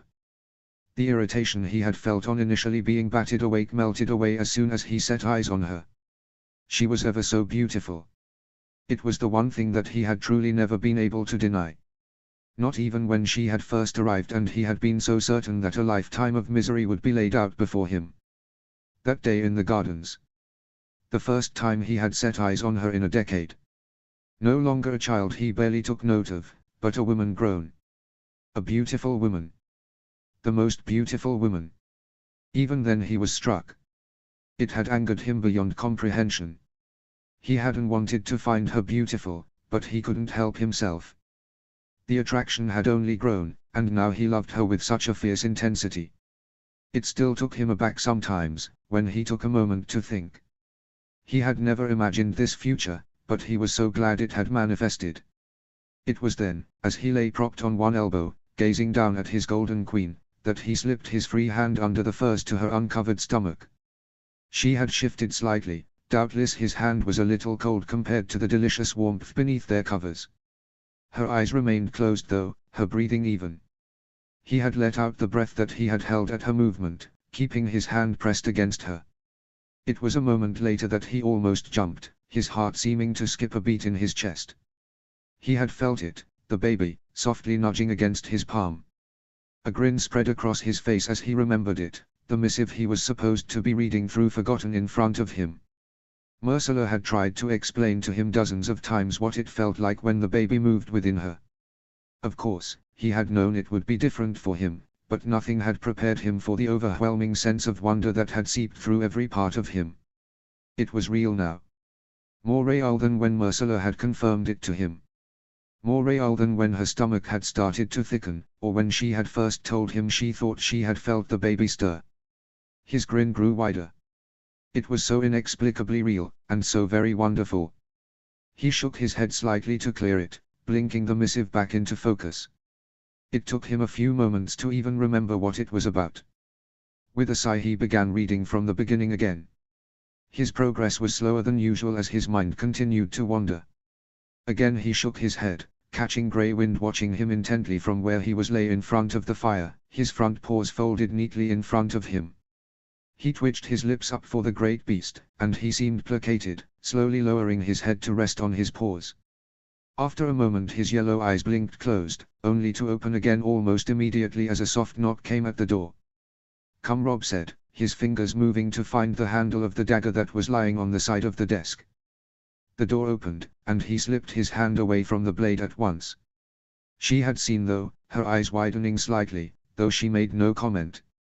"I got a letter," she said instead, before he could greet her. "From who?" he asked, and she seemed to hesitate for a moment before she replied. "Jamie," she finally said, meeting his eyes. His brows raised, and she took a few more steps into the room after closing the door behind her. "What did it say?" Rob inquired, trying to keep his tone even. It was slightly stiff, though he had done his best. "He believes he has managed to speak sense to my mother," his wife informed him, and he couldn't help but raise his brows. "He says that at first she was defiant, but that when he threatened to tell Tommen and my grandfather she backed down.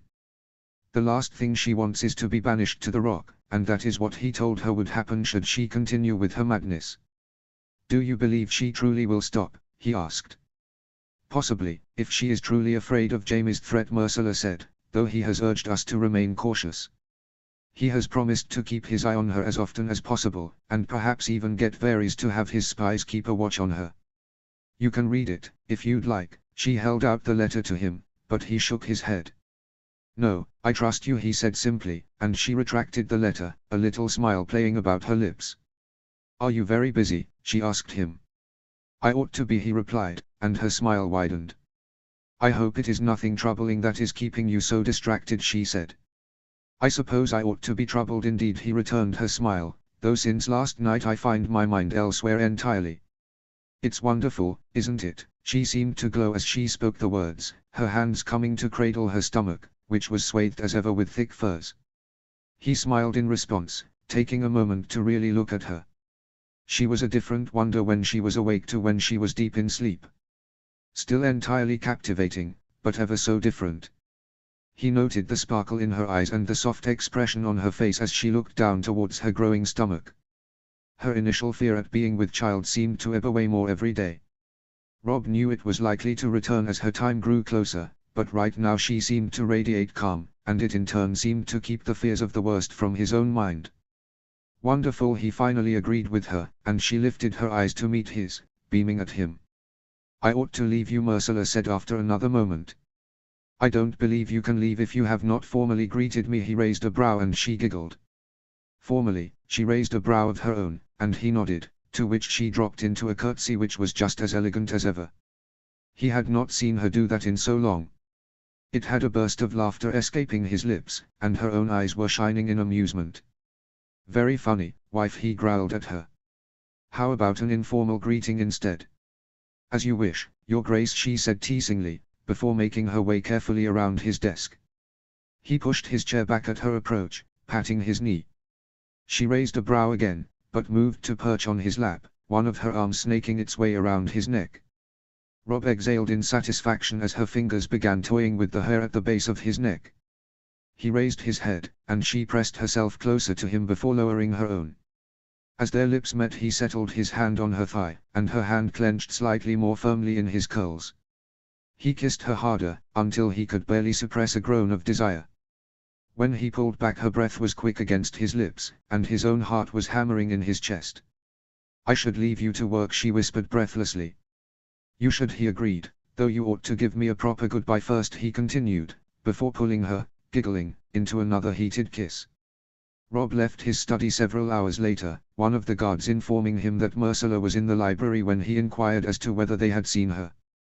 He made his way in that direction, intending to collect her before having a private dinner in their chambers. It felt like too long since they had dined alone. His mother had been very insistent recently that they all dine in the hall. She claimed it was because she enjoyed having all the family together. Rob knew damn well that it was because she imagined it would be harder for anyone to poison him there with so many alert eyes about the place. Between her and Ursula's watchful gazes, he doubted anyone would have a chance to slip anything into his food or drink. Still, he would defy his mother's wishes tonight. He wanted his wife all to himself, and since she had received word from the Kingslayer, he was feeling more relaxed. Never had he imagined that he would be feeling reassured by that animal. Still, he was grudgingly grateful.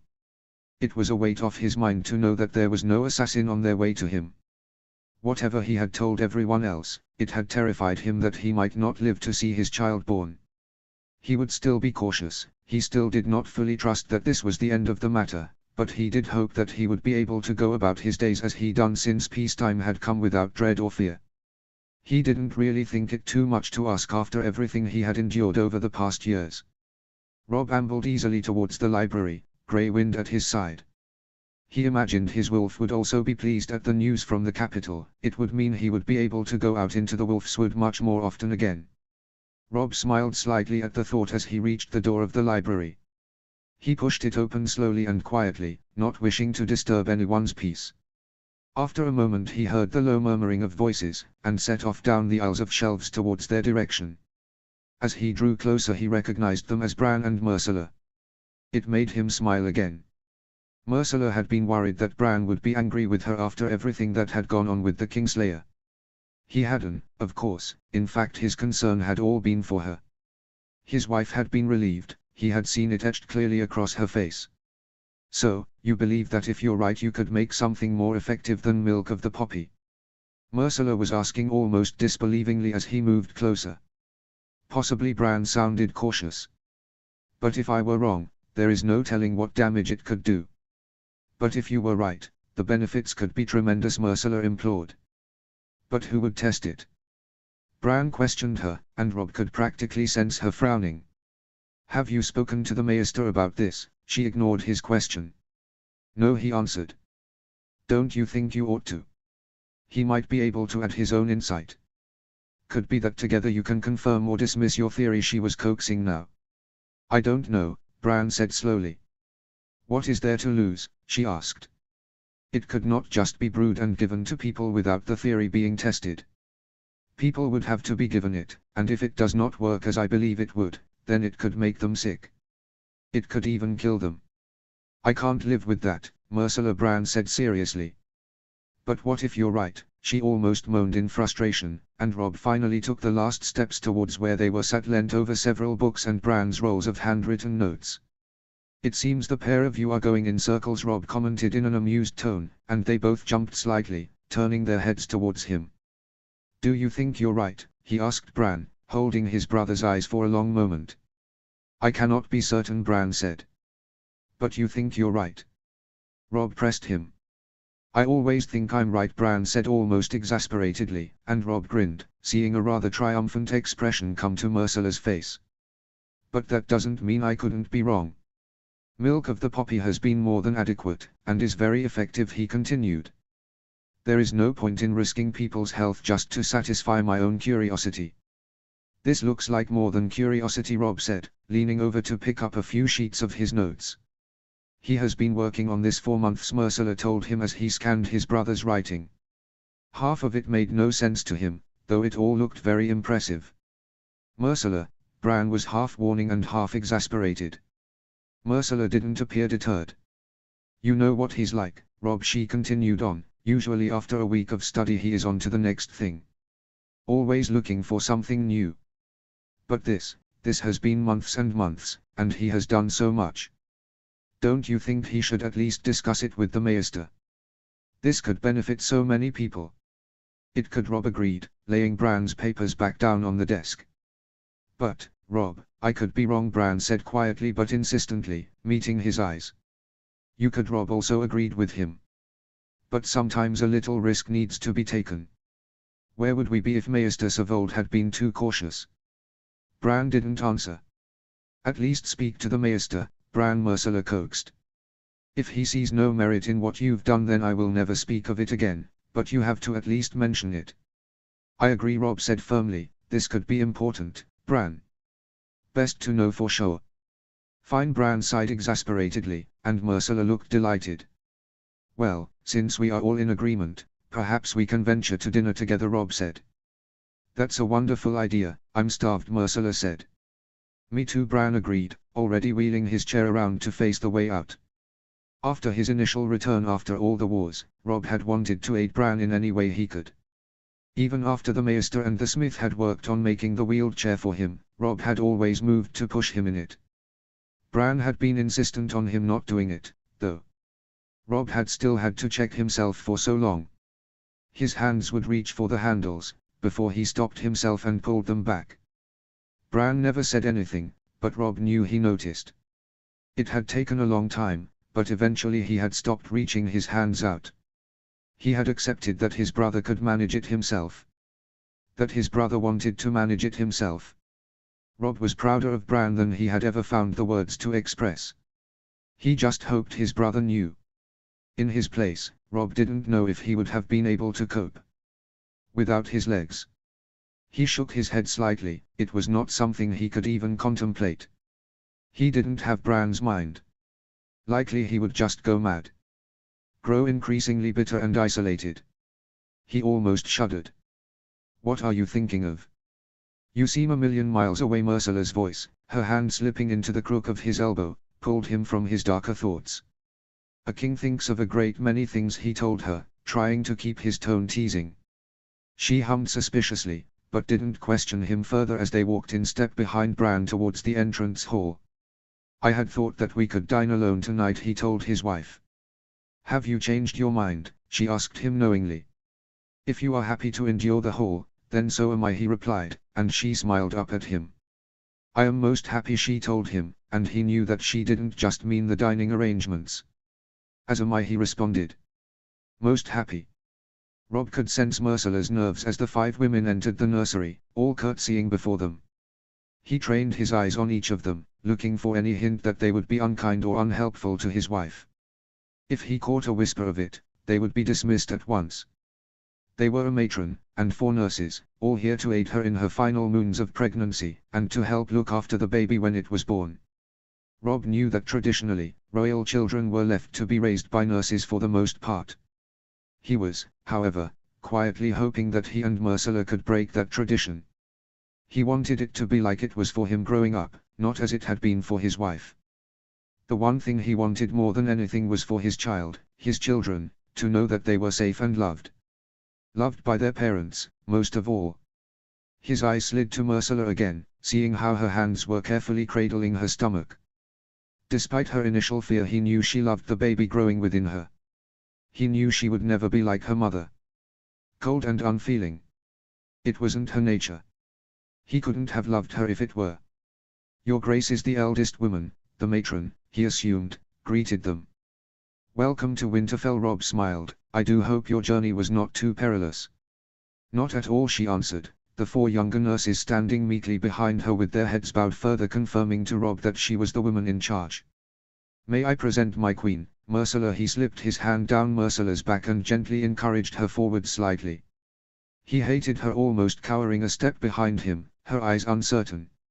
She would be best showing these women her true nature, they would warm to her at once if she did, he was certain of that. It is a pleasure, Your Grace. My queen. The matron nodded to them each in turn. May I ask when the child is expected to be born? She was trying. Robb dug his fingertips ever so slightly into Ursula's back. He knew she was uncomfortable about this, but she had to try. She had tried with the running of Winterfell, and that had gone ever so well. He wished she had the belief that this could be the same. The Maester believes, from the swell of my belly, that it will be no more than 3 moons. Ursula spoke up. Her tone quiet at first, but growing more confident as she continued. Then we have plenty time yet to prepare. The matron smiled, and Robb felt Ursula relax. This is the nursery, though it is not quite ready yet. Robb spoke. There are chambers adjoined, for yourself and 2 others, he continued, and additional chambers further down the hallway for the others. You are most kind, and welcoming, Your Grace, the matron said. We were not expecting to be greeted by yourself and the Queen until tomorrow. You have traveled far, Ursula said. And in worsening weather. It is the least we could do, to be here to greet you. After all, you will be an important part of our child's life, and that is most important to us. Of course, my queen. The matron inclined her head once more. Doubtless you are weary. Robb smiled. A meal and some of the good wine will soon be brought to you, and the servants will be more than happy to show you to the additional chambers. I will leave the exact sleeping arrangements to be decided amongst yourselves. The Queen and I will leave you now. I hope you all have a restful night. Ursula also smiled. Thank you, Your Graces. The matron and all the nurses curtsied again, and Robb steered Ursula from the room. He rubbed his hand up and down her back as they set off down the hallway to their own chambers. She was quiet, and he wondered what she was thinking. He himself had thought the matron seemed nice enough, and the girls behind her were clearly obedient. She struck him as someone who would not take much in the way of nonsense. That could only be a good thing. He didn't want anyone incompetent or lax in charge of his child. What did you think? He finally asked Ursula when she remained silent. I'm not sure yet, his wife responded. The matron seemed kindly, from what I could tell. I wish I could have heard something from the nurses. There is plenty of time yet before the baby comes, he soothed her. You will have many a chance to speak with them, and get to know them. I wasn't expecting so many. Do we really need so many? Ursula asked him. It is expected with a royal child, Robb said, though he quietly agreed with her.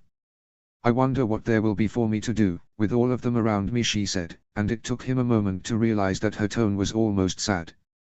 He stopped them in their tracks, circling until he stood in front of her, his hands coming to gently clasp her upper arms. You're the baby's mother, he told her. You are the most important of all, and you can do as much or as little as you please. The matron and the nurses are yours to command, they are here to help you and do as you bid. Doubtless they will come in most handy whilst you're recovering. You know what the Maester said, that you will have to stay abed for at least a week. I know, she scowled, and he had to bite back a grin. If, after a time, you find that they are too many, then we can speak with the matron and see if a few of the nurses can be dismissed elsewhere. All right, he raised a brow. But for now, they are all here to stay, and it will be best for us all if we all find a way of getting along. I wasn't going to be awful. Ursula frowned up at him. I know you weren't, he soothed.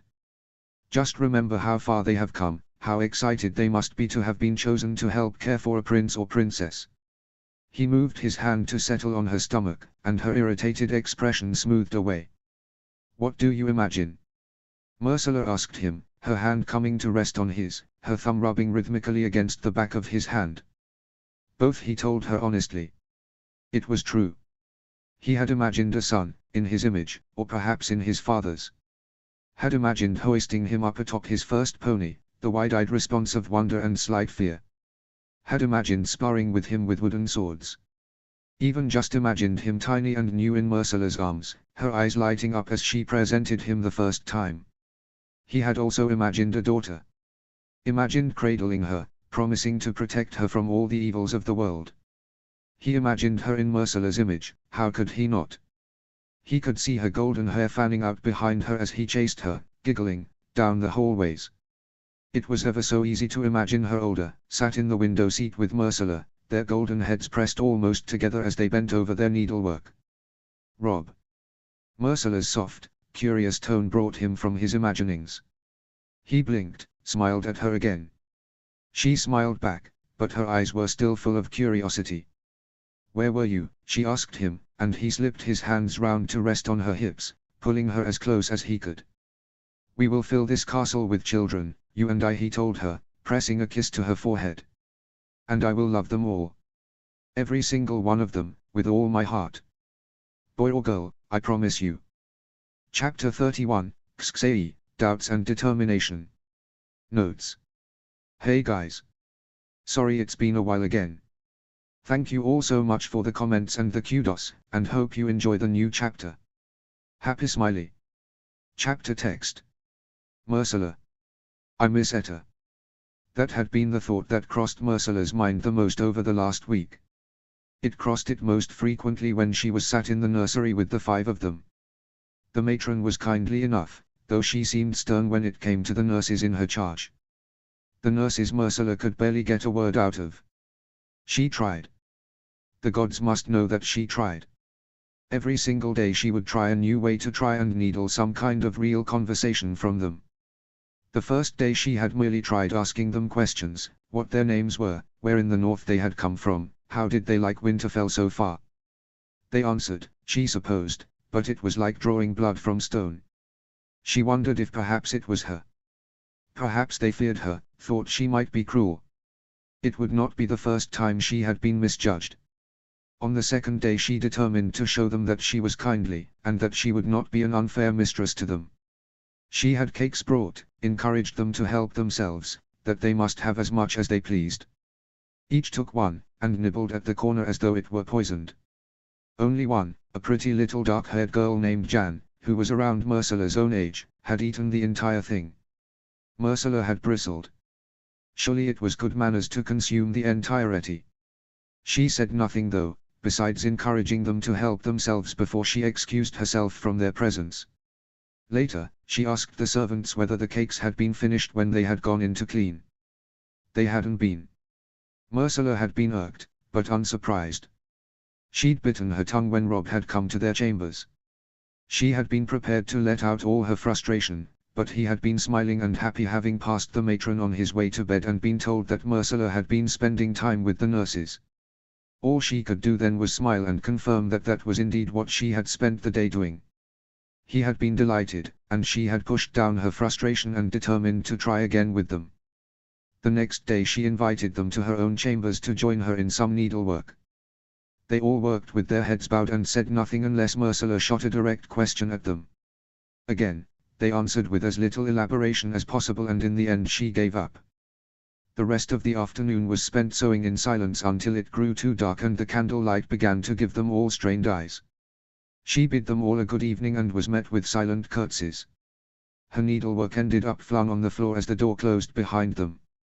It was ever so tempting not to bother in the days that followed, but Ursula reminded herself that these women would be looking after her baby, and so she decided to try a new tactic. Perhaps if she spent more time with the matron the nurses would see her more favorably.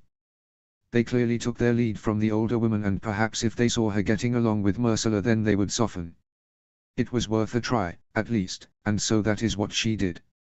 The matron, it transpired, was named Hadar, and hailed from White Harbor. She worshipped the seven, as Myrcella did, and Myrcella even offered to pray with the woman if she would ever like the company. Her offer was neither accepted nor declined, which left her somewhat dissatisfied. Wouldn't most women be honored at the thought of praying with their queen? Prayer was something personal, however, and perhaps she would not want Myrcella invading that time. She pushed it aside and continued speaking with her. After the second day of doing such, it dawned on Myrcella that all the woman's talk was of her baby. Even when she asked Myrcella how she was feeling, it seemed she was only doing so out of concern for the baby. Perhaps it wasn't that strange, after all, the baby would be her charge. It made Myrcella feel uneasy though, and since the nurses were still not softening, she decided there was no more need to spend too much time with the matron. She retired that night still feeling uneasy. What followed was a fitful sleep, whilst Rob lay peacefully at her side. She didn't want to wake him with all her tossing and turning, and so she eventually got up and did her needlework by the fire until her eyes were watering. After that she managed a few hours of sleep, only to be roused by Rob getting ready for council. He was apologetic, and looked on her in concern. No doubt she looked terrible, though she assured him she was fine, and he left her with his usual kiss and a smile on his face. Myrcella wondered why she had not confided in him. He had told her that they ought to be honest with one another, and he would want to know of her feelings about the nurses, given how close they would be to their child. However, she felt like she was participating in some silent battle with them, and that if she went to Rob then she would be conceding victory. She was not ready to do that. She would try harder to win them over. That morning, Lady Stark offered to join her in the nursery. She tried not to sound too eager in her acceptance, though inside she felt more than a little smug. The nurses couldn't continue the way they had been in Lady Stark's presence. Myrcella settled into her armchair and took up her needlework as Lady Stark struck up conversation. The nurses were animated with her, and came across as ever so gracious. One, whose name Myrcella could not remember, even gushed about how kindly Myrcella had been to them. The young one, Jan, caught her eye at that moment, and Myrcella could have sworn that a silent apology was sent towards her. She averted her eyes in the next moment though, and Myrcella bit her tongue and quietly seethed as the nurses continued wrapping Lady Stark around their fingers. There was no way anyone would believe her that they were dismissive and ignorant towards her now. Bringing Lady Stark along had not been a good idea after all. It was almost enough to make her cry, but she refused. She would not show weakness in front of these women. Whatever they thought they were trying to achieve, they would not achieve it. She was the queen in the north, and her husband and king loved her. His child was thriving inside her, and nothing these nurses dreamt up would ever change that. Myrcella determined it. I miss Etta. And they all seemed to be settling so well into Winterfell. Lady Stark was continuing as they dined. That's good, mother, I'm delighted to hear it. Rob returned. Myrcella pushed her food around on her plate. They tell me that Myrcella has been most welcoming, her good mother continued. I hear the same, Rob agreed. Myrcella gripped her fork harder in her hand. They all seem most kindly, the baby will be spoiled indeed, Lady Stark said. And the matron, well, she seems to have them all in order. I don't doubt if she continues on here that she will be a wonderful role model to the little prince or princess. Myrcella seethed at that. She did not even hear Rob's reply as her blood was pounding in her ears. She did not want the matron or the kindly nurses being wonderful role models to her son or daughter. She wanted her child to look up to her and Rob. To look to them first rather than any other. A sudden image came upon her. A child. Her child. Perhaps only having seen 2 or 3 name days, crying. A cut on their hand as tears streamed down their face. Myrcella's heart tugged, she moved towards the child, to comfort them. It was not her they looked to though, they turned away. Turned towards Hadar and her flock of nurses. They descended on them, blocking Myrcella's view. Blocking Myrcella from everything. She let her fork drop. Myrcella. Rob turned to her at the clatter. I'm sorry, she apologized at once. I was miles away, I didn't mean to disturb you. So long as you're alright. His eyes were piercing. It took everything Myrcella had to keep still and not shift uncomfortably in her seat. Of course she smiled. He kept his eyes on her for a lingering moment before he turned back to his dinner. Ursula let out a sigh of relief, before reaching out for her cup of milk. She sipped on it slowly, glancing out of the corner of her eye to make sure Rob really was engaged in eating again. He seemed to be, and she relaxed. Hopefully he was satisfied and would not accost her when they retired for the night.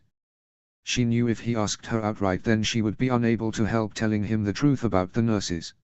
It wasn't long before his hand came to hers, and she set her empty cup aside and turned to him with a smile. "Are you ready to retire?" he asked, and she nodded. "Most ready," she agreed. "I swear I grow more exhausted by the day." It wasn't a lie. The baby seemed to weigh more heavily by the day, and Ursula found herself needing more sleep than usual. Also, if Rob thought her tired then he would likely let her go to bed right away. That would mean no more questions, and hopefully by the morning he would have forgotten all about it. Rob smiled at that, and his eyes did not seem to be dancing with suspicion.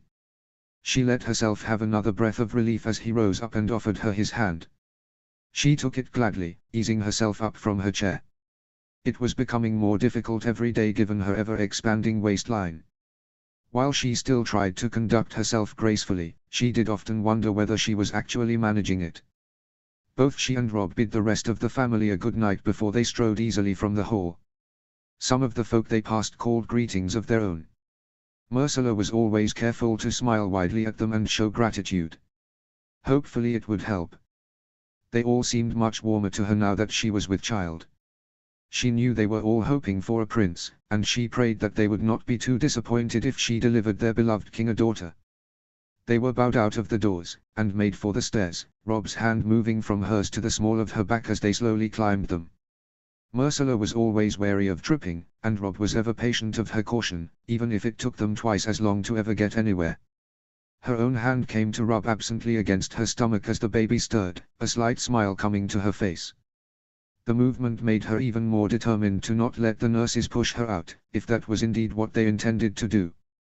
The baby was hers, not theirs.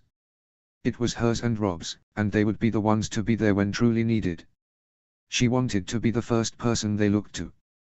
There was no way she would become her mother. She did not want her child to be her, looking for her nurse when something upset her because her mother would be nowhere to be seen. Ursula may be a queen, but she was determined not to let those duties turn her into an absent mother. "You are thinking hard," Rob commented as he opened the door to their chambers and gestured for her to enter first. "I find I have much to think about, the closer it gets," she replied, patting her stomach lightly. "Are you worried about anything?" he asked, his gaze seemingly piercing her soul. If she told him no then he would read the lie immediately, and then he really wouldn't let go until she told him what was bothering her. Ursula decided to settle on a half-truth. "I just want to be able to spend as much time with the baby as I can," she said. "And you will," Rob was soothing as he began removing his furs.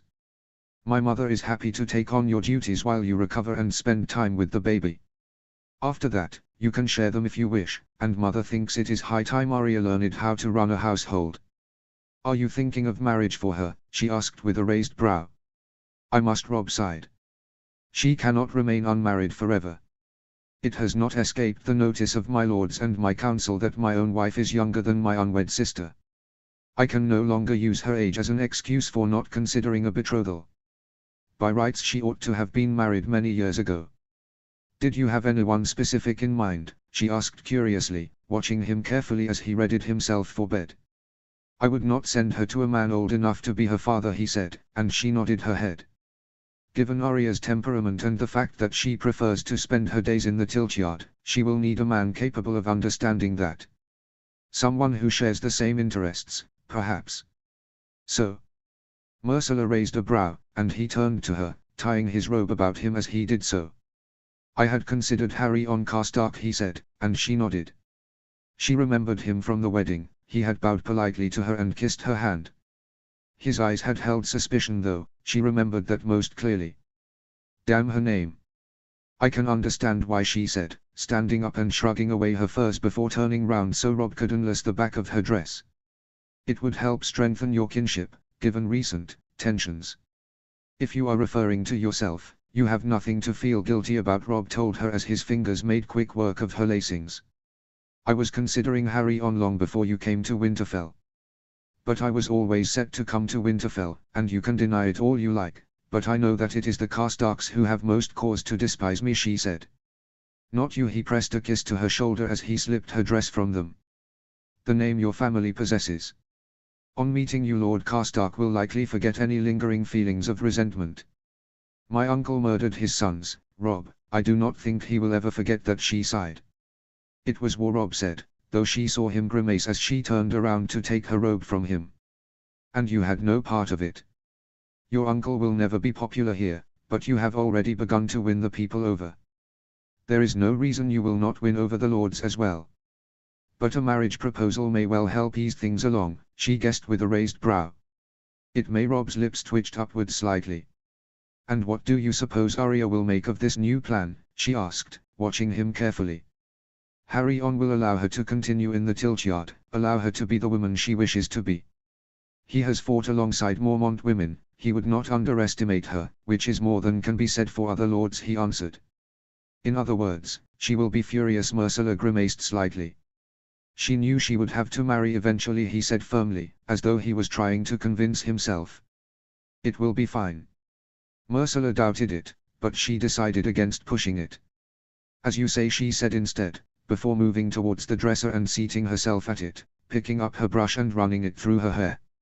She watched Robb in the mirror. He moved to the desk and shuffled a few papers before scratching his head and moving to the bed. When he was settled, he met her eyes in the mirror and she smiled at him. He returned the gesture, and she sighed contentedly. Perhaps he was right. Arya may well find that she enjoyed marriage. Myrcella had never imagined she would, but now she would not change it for anything in the world. My mother seemed quite enamored with the nurses, Robb said after a moment. Indeed, she agreed, hearing how stiffly her voice had come out. You, perhaps not quite so much, he said lightly. I still think there are too many of them, she told him honestly. He hummed, and she knew it was in agreement. And, I don't seem to have that much in common with them, she added, biting her lip. My mother seemed to think you were all getting along well. They have all been singing your praises, Robb said, and she could hear the frown in his voice. Well, they were hardly going to tell your mother they think I'm a witch, were they? She said pointedly, turning on her stool so she could face him. Have they been cruel to you? He asked, his eyes almost burning. No, she held his gaze. They are just so quiet. The way they are, I am not used to it. I suppose she cut off, shaking her head. You what? He pressed. I miss Etta, she finally voiced it, and he smiled sympathetically at her. She was with you a long time, he asked, patting the space on the bed next to him. From when I was 10 to when I left, she answered, rising up to join him. She was only a few years older than I was. At first she attended me with her mother, but after a few years her mother grew sick. Etta attended me by herself, and I refused anyone else. Did you not wish to bring her to the north with you? He asked, as she snugged down against him. I would have loved to, but I did not know what awaited me here. I didn't want to drag her so far from home, she told him. And into such potential misery, he guessed astutely, and she pressed herself closer to him. If I had known it would be like this, perhaps I would have considered it, she said. But even so, her family is in the south. By now she may well have a husband of her own, a child, even. It's best that she stayed behind. Likely she is happier there as I am here. Most like, he said absently, pressing a kiss to the top of her head. Likely the nurses just need a little more time to settle in. No doubt everything will be just fine by the time the baby comes, Myrcella said. It was optimistic to say the least, but she could already tell that Robb was feeling guilty, and she would not heap more on him. Most like, he said again, and she tilted her head back so she could see his face. What are you thinking so hard about? She asked teasingly, seeing the familiar crease between his brows that informed her that he was pondering something. There is much for a king to think about during winter, especially when his wife is with child, he replied, and she frowned slightly. Is there something serious? She asked. Robb had been absent more often than usual over the past weeks. It seemed there was always someone calling him away, needing his attention. Myrcella knew he could not leave Winterfell, but now she was wondering if there were those calling for him too. No, he shook his head, smiling slightly. Believe me, all this trouble is to be expected. The people grow frustrated that they cannot live and work as they are used to. We were looking forward to a longer summer than we were gifted with. The last winter took its toll on us up here, and it is still ever fresh in the minds of the people. They dread it lasting so long again, and so it is up to their king to reassure them, and to keep them warm and fed. We have supplies enough, I have seen it myself, Ursula said, and he smiled again. It is not just the people of Winterfell in my charge though, is it? He said rather heavily. Why did you not tell me? She asked, shifting herself further up against him so she could meet his eyes properly. Because you have quite enough to worry yourself with, he said, settling his hand down on her stomach, a smile coming to his face as he rubbed the roundness. I am perfectly well, and so is the baby, as you well know. I know you don't want to worry me, but I am your wife, Rob. I want to know these things so that I can at least support you. Here I am moaning about having too many nurses while you are worried about the entire population of the North and the Riverlands. She shook her head. Forget I said anything. Your worries are no less important than mine, he soothed her. In this case, I imagine they are, she returned, and he chuckled. The people will be fine, he nodded his head. They have survived worse, we all have. If the gods are good, this winter will be brief, and then perhaps we can look forward to another long summer. Our child will be wondering what all the fuss about winter is. I hope so, she smiled at him, and he leant in and pressed a lingering kiss to her lips. I can imagine them already, playing out by the pool in the Godswood. Kicking through the leaves when they begin to fall. I remember doing that as a child, before the first winter I remember came. Rob sounded almost wistful, and she smiled again. The first winter I remember is the last one, she said, and he nodded. And we can only pray it will be the worst you ever endure, he said. It would have been worse for you, she reasoned. Winter is in my veins, he grinned, and she couldn't help but laugh. Then our baby ought to be better equipped than I already, she said. Exactly, he nodded. And you are doing wonderfully well at managing in the cold. Likely because I never leave the keep, she laughed. Well, I doubt the baby will have cause to do so either, he retorted teasingly. How right you are, husband, she giggled, and he leant in to kiss her again. We ought to get some sleep, he said when he pulled away, as Ursula did her best to stifle a yawn behind her hands.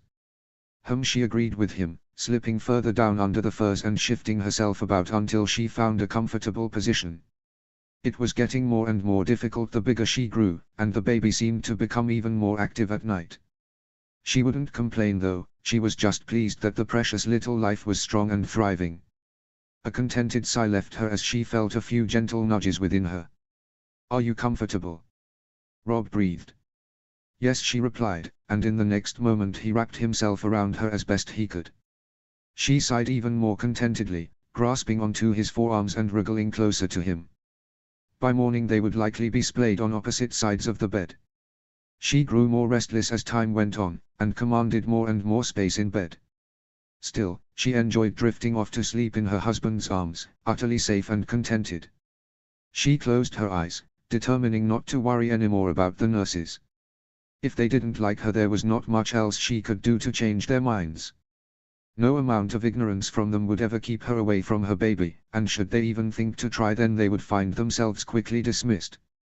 Ursula determined, as she slipped into sleep, that nothing in the world would ever stop her being a good mother to her precious child. Chapter 32, Xxx8, Fears. Notes. Hey guys, sorry it's been so long since a chapter was posted. My excuses involve moving house, starting a new job, and only just getting the internet set up. Hopefully I still have some readers out there. Big thanks to all who left a comment or kudos in my absence. It is very much appreciated. Hope you enjoy this one, and I hope to be a more regular poster again from now on. Happy Smiley. Chapter text. Rob. It was getting warmer. Not by much, but he could feel it in the air. The elder residents of Winterfell could feel it too, they had experienced far more winters than him. The fact that they were all determined that the air was warming made Rob more certain in his own belief. At first, he had thought it was wishful thinking, what with it only being mere weeks until his child was due to be born. He had had restless nights and troubled days thinking about such a small and defenseless little creature being born into such bitter cold. To everyone else he remained optimistic, constantly assuring them that winter would not trouble the baby one bit. Privately, though, he had been pacing the hallways and all the rooms that the baby would be likely to inhabit, checking every corner and every window pane for a hint of a draft. If he felt the slightest thing, he called the builders up to seal it. He would not allow the chill to enter the keep. For the most part it was as warm inside as ever it was, but during the last winter there had not been a baby in the keep. Now there soon would be, and Rob was both longing for it and dreading it. It was a strange mix of emotions, he recognized that, but he couldn't seem to help it. He wanted more than anything to allow the joy and expectation to take him over, but the thought of something going wrong would always seep in and take over. What if Ursula didn't survive the birth? What if the baby was born dead? What if he lost them both? Increasingly dark thoughts would trickle into his mind. He didn't know how he would cope if any of them came to fruition. Losing the child would devastate him, and he knew it would break his wife's heart. Losing her, it felt like an icy hand gripped his heart whenever he thought it. She meant so much, where he had once imagined she would mean so little. Thinking of her no longer surrounding him, being his partner and constant companion, of being alone without her again filled him with such a dark fear. He didn't think he would cope. He didn't know how he would ever pick himself up. Would he be able to consider another wife? He stopped there. It felt wrong, following his fears that far. He would not even entertain the possibility of losing her. Not anymore. It was driving him half mad. The only thing worse was the thought of losing them both. What would he have then? Rob shook his head to clear it. He really needed to stop thinking such morbid thoughts. Both Ursula and the baby were both healthy and thriving, that is what the Maester had assured him of, and Rob could do nothing but bow to his superior wisdom in that matter. Ursula's fears had seemed to ebb away the closer her time came. Even now, with the birth mere weeks away, she was calm and relaxed. There seemed to be an almost glow about her, especially when the baby stirred inside her. Her eyes would light up in a way that never failed to astound him. He had to believe that they would both continue to be healthy, and that all would go as it should. He sighed, tapping his quill on the edge of the inkwell. There had been a letter from Torrens Square. They were struggling with supplies. Rob had hoped he would not have to worry about them, but it appeared that the film of ice over the lake had grown too thick to bore down to the water now. That meant they could no longer rely on their supply of fish. Consequently they were getting through their stockpile of grain too quickly, and they had not had the most bountiful harvest in the first place. He sighed again. There was not much he could do, and it bothered him. As king, all he wanted to do was make sure his subjects were looked after and fairly treated. Even if he were not king, it would have been his duty anyway as the Lord of Winterfell. During winter though, there was little he could do. At least the temperature was starting to creep upwards. Snowfall was becoming rarer, and hopefully they would be able to send supplies out in the next few weeks. It would still be a perilous journey along the roads, and would take far longer than usual, but what other choice did he have? As soon as the roads were deemed passable he would send a cart to Torrens Square. Until then, all he could do was advise the steward to ration the grain. It would not be a popular decision, he knew, but he also knew that it was better for the small folk to be hungry than for them to starve. They likely wouldn't see it that way, but in the long run it would hopefully save them from a cruel and painful death. He dipped his quill into the inkwell before scratching out his reply. Hopefully the steward would heed his advice, and not go too far with the rationing. It had to be done just right, so the people would still get enough food in their bellies to survive. Hunger was something Northerners had to be used to during winter. Even Rob and his family had gone to bed with grumbling stomachs for several long months during the last winter. Everyone had to make sacrifices, like it or not, if they were to ensure their survival. He signed off the letter, and then set the hard wax above the flame to melt so he could seal it up. As he waited for it to cool in the shallow bowl, a knock came upon the door of the study. He called for his visitor to come in, smiling when he saw the Maester enter. "Is everything all right?" he asked the older man. "Of course," came the reply. "Just some letters come for you, Your Grace." "Thank you." Rob smiled again. "You can take this and send it for me, to Torrens Square." "Right away, Your Grace." The Maester bowed his head, setting the new letters down on his desk and waiting patiently for Rob to roll up his letter and press the seal into it. "Thank you," Rob said again as he handed the sealed letter over. The maester smiled and bowed his head again before retreating from the room. When the door closed behind him, Rob turned his attention to the 2 letters he had been brought. The first bore the seal of Riverrun, and he snapped it easily, unrolling it to see what word his uncle had sent him. Rob had been expecting an update from Ed Muir, as he took care of ruling over the Riverlands. It was rare Rob himself was called upon to settle any matter or dispute. Ed Muir was perfectly capable of ensuring the laws were upheld and the borders protected, not that anything had threatened their borders in several years. And I pray to the gods it continues as such, Rob thought to himself. He shook his head, reading to the end of the letter before allowing a smile. Everything in the Riverlands was fine, just as he had suspected.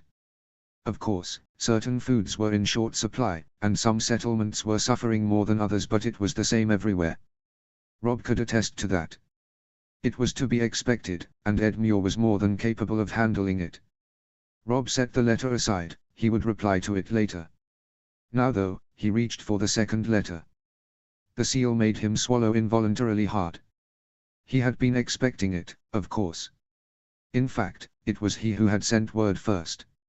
It was not the reply itself that bothered him, it was the expectation of what was written within it. He took a breath before unrolling it and taking in the words carefully. The script was measured, neat and elegant. Almost feminine, almost like Merciless. It was rougher though, easily identifiable as male if you really looked at it. He felt encouraged. Tommen had almost certainly written back in his own hand. That was a good sign, he felt sure of it. Feeling positive, he read on. The tone was cautious, as Rob's own had been when he had written in the first place. They may well be kin now, but neither he nor Tommen could likely forget the bad blood between their families. Rob thought of his father for a moment, his fingers twitching of their own accord. It was better than the fist clenching that used to come progress, at least. He sighed, and read on. By the end, a faint smile twitched at his lips. He had been hopeful that Tommen would grant his request. After all, it was for Mercilla really, how could Tommen have refused? Satisfied, he set the letter aside. He would reply to that in the morning. His stomach was growling now, it was enough to distract him. Somehow he felt he would rather reply to his good brother on a full stomach after enjoying a good night's rest. With another sigh he pushed back from his desk and made for the door. Closing it behind him he set off down the hallway towards the entrance hall. Halfway there he could smell dinner and his stomach snarled. He had not eaten since breaking his fast. Not many people took luncheon during winter, though he did insist that Mercilla and his mother both did. The 2 of them were crossing the entrance hall as he emerged. Neither noticed him. They were arm in arm and chattering away happily. He decided against hailing them, allowing them to go on into the dining hall without him. His smile faded as he made to follow them in, his gaze drawn to the main doors, which the guards had just opened.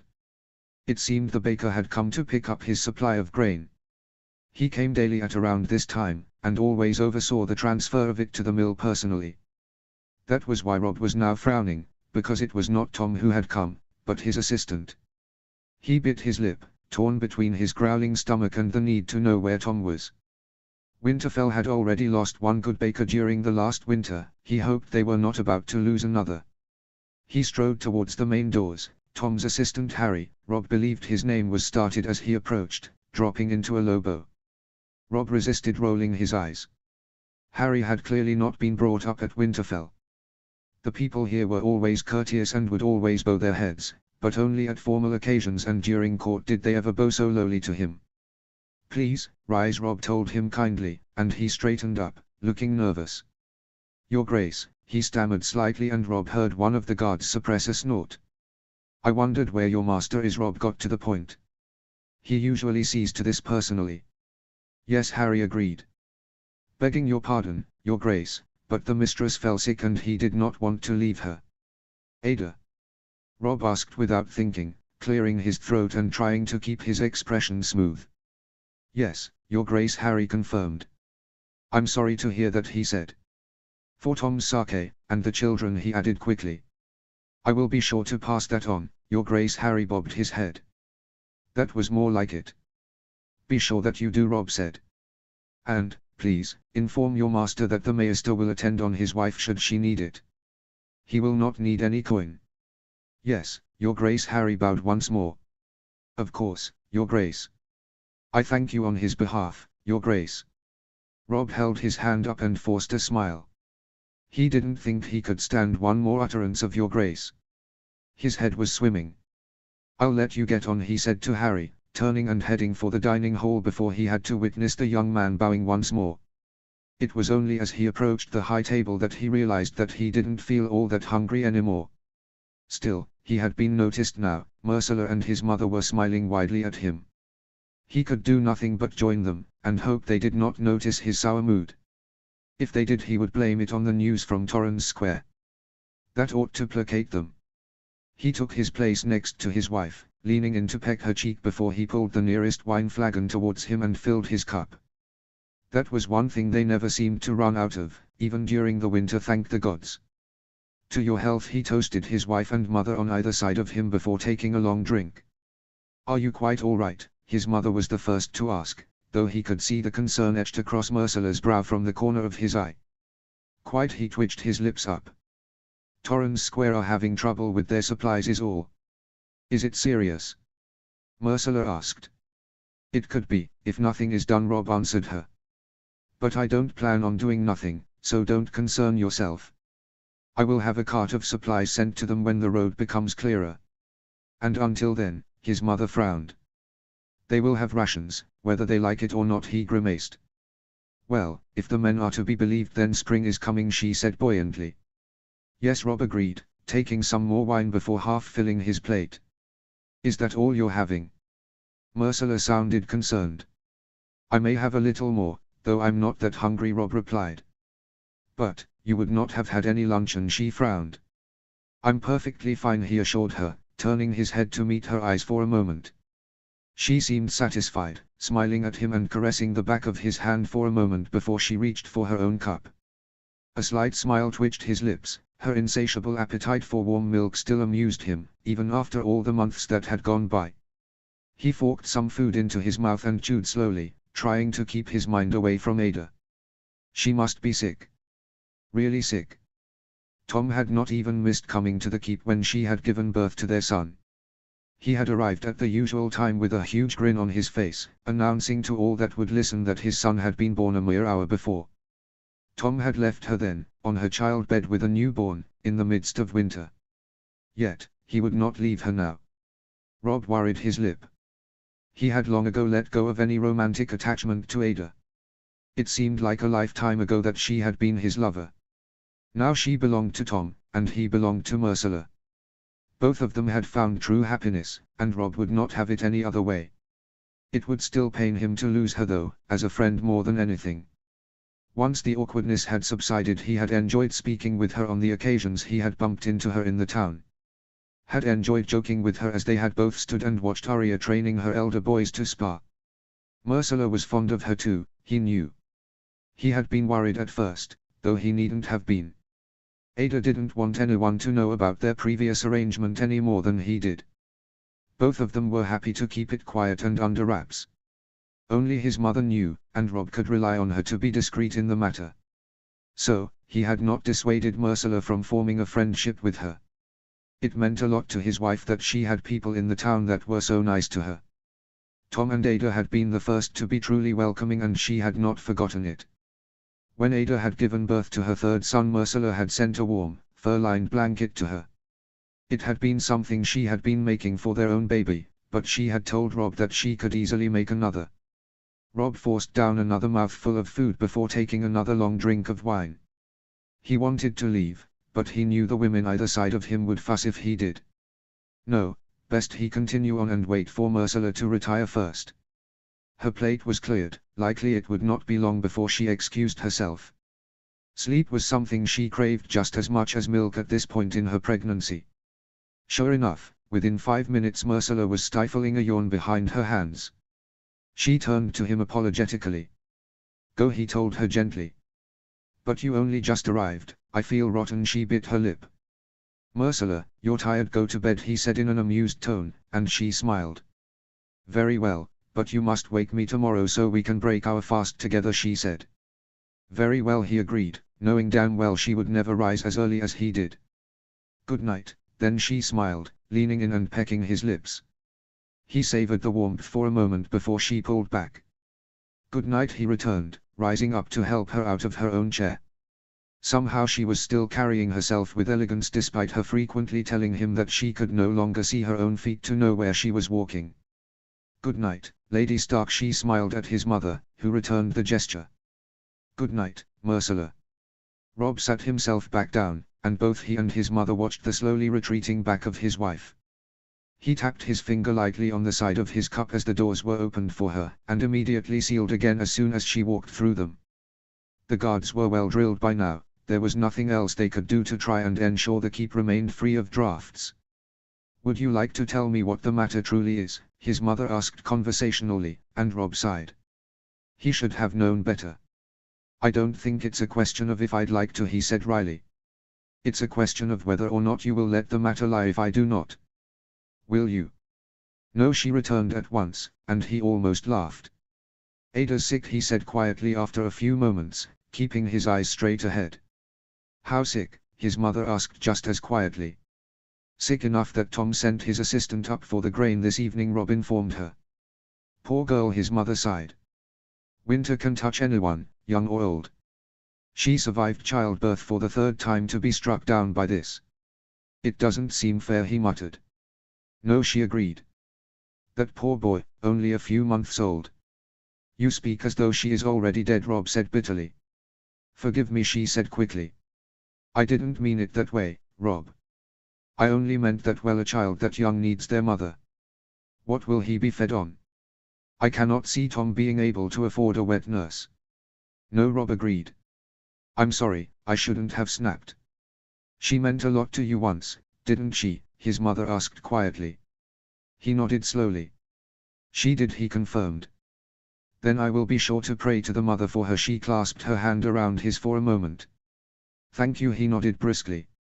Perhaps the maester could see to her, she suggested. I told Harry to pass the offer on to Tom, he said. Good, she said faintly, nodding in an absent manner as she patted the back of Rob's hand once more before moving away to pick up her own cup. Rob tapped his fingers against the table, looking sideways at his mother as he did so. She appeared to be drinking deeply. Though she had never approved of him taking Ada as his lover, he knew that she would not wish harm on her. It was such a cruel thing, Rob thought, especially for her children. Her eldest boys had already suffered the loss of a father. He closed his eyes tight for a moment and prayed that they would not also have to suffer the loss of their mother. I think I will retire, he said when he opened his eyes again. Yes, of course. Good night. His mother's parting smile looked rather strained. Rob tried to return it, bidding her farewell before making his way from the dining hall. He spoke politely to those who hailed him on the way, though inside he wished they would leave him be just for one night. Someone always wanted something. He almost snorted. That was one of the many perils of being king, he supposed. Finally he managed to break away from those holding his attention, slipping out of the door and up the stairs before anyone could stop him. He slowed on the first landing, making his way towards his and Ursula's chambers. Doubtless his wife would already be asleep. He hoped so, anyway. When he reached their chambers he let himself in quietly, closing the door with only the slightest click. There was a slight stirring from the direction of the bed, but no sleepy voice or inquiry. He let out the breath he was holding before slipping further into the room and removing most of his clothing. Finally, he slid carefully beneath the sheets, careful not to catch Ursula with his cold hands. She was faced away from him, breathing evenly with her golden curls spread out across the pillow. He took a long moment to appreciate her through the darkness, his eyes better adjusting the more he stared.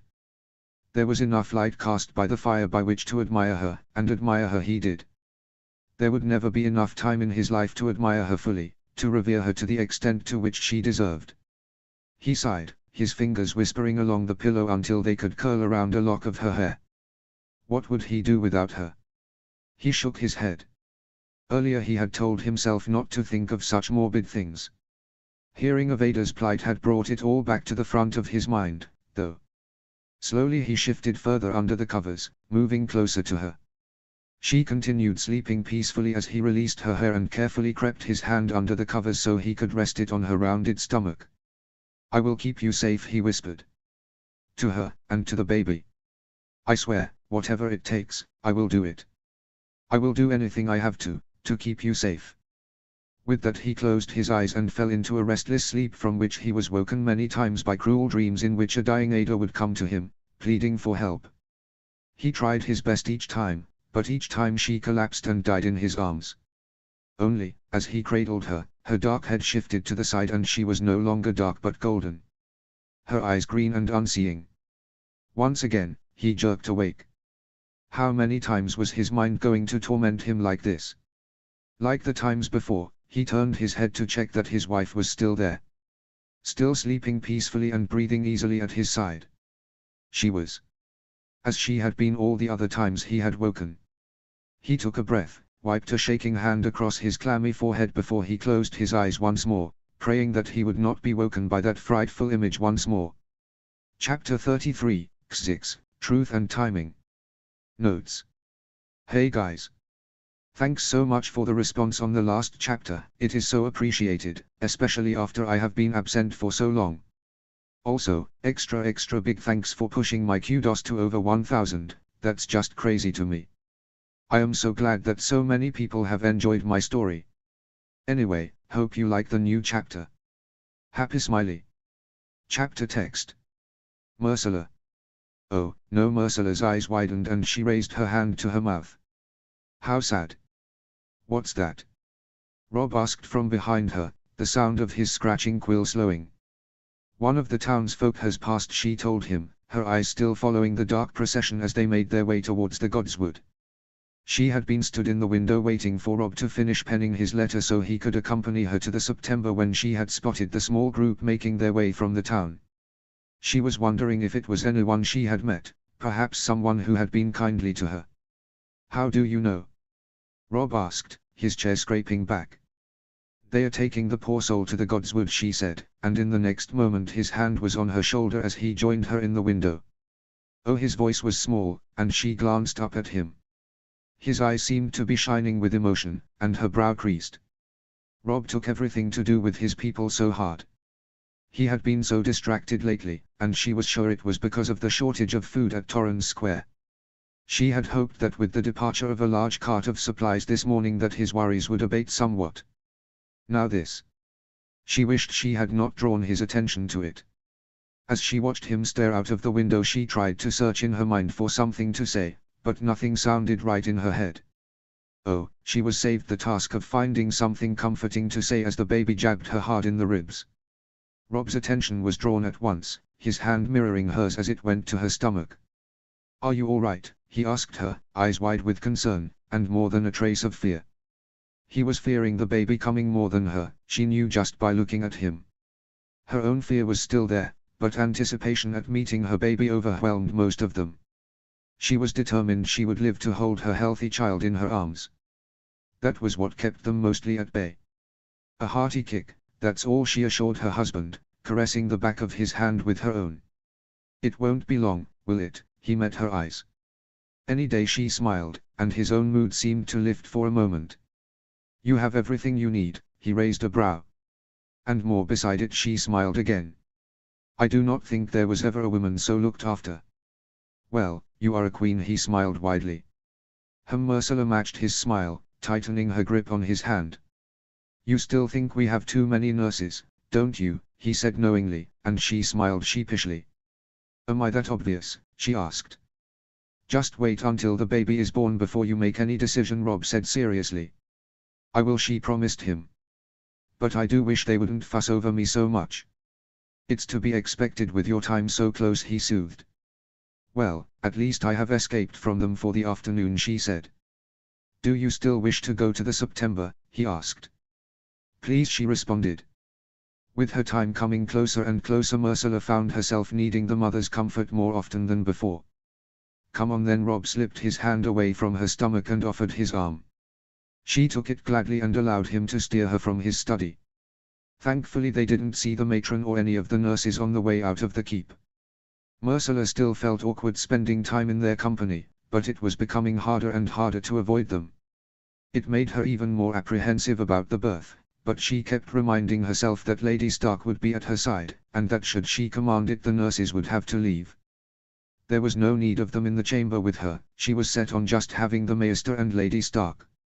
Not that she had told anyone of her intentions yet. She would wait until the time came, surely no one would refuse her at such a moment. If they insisted, then she would allow Jan to come in with her. She was the only one of the nurses who seemed to have an ounce of warmth within her. Once, Ursula had caught her on her own, and the two of them had talked, and even laughed, until footsteps approached the door and Jan had turned away and become as frosty as the others again. Perhaps she was worried the others would be cruel to her if they discovered she had struck up a friendship with Ursula. Still, she couldn't understand it. Surely it would be better if they all got along. She shook her head, the second guessing was making it ache. Do you want me to come in with you? Rob's voice drew her attention back to the now. Not unless you want to, she smiled. I'll help you up the steps, then take a turn about the town, he smiled back. I'll say a prayer for that poor soul while I am here, Ursula said. I don't suppose you have any idea who it could have been. I'm not sure, he didn't sound entirely truthful. But doubtless I will soon find out. Doubtless, she agreed. I won't be long. Then I won't be either, he pressed a kiss to her forehead as they reached the top of the steps. She smiled in response and watched him make his way down the steps and across the courtyard. There was something strange about his behavior. Perhaps the news of a death in the town had shaken him. It didn't seem that likely though, several inhabitants had died during the winter so far. While Rob was always sympathetic, he had never been mournful. This though, well, there was something different about him. She determined to get to the bottom of it when he returned to collect her. With a sigh she turned and made her way into the September. She started slightly when she realized she was not alone, but a small smile graced her face when she recognized her good mother's bowed head. As quietly as she could she made her way to the altar, kneeling down at Lady Stark's side. Her good mother did not turn her head, and so Ursula bowed her own head and began her prayers. They were the same as always, that her baby would be born strong and healthy, and that the mother would show mercy and allow Ursula to survive. She thought the words slowly and calmly, promising to raise her child to be good and honest, a boy in the image of his father. A girl to be virtuous and kind, as she had always tried to be herself, at the behest of her scepter. When her back began to ache from the weight of the baby she thanked the mother and raised her head. Do you need a hand? Lady Stark's soft tones came from behind her at the action.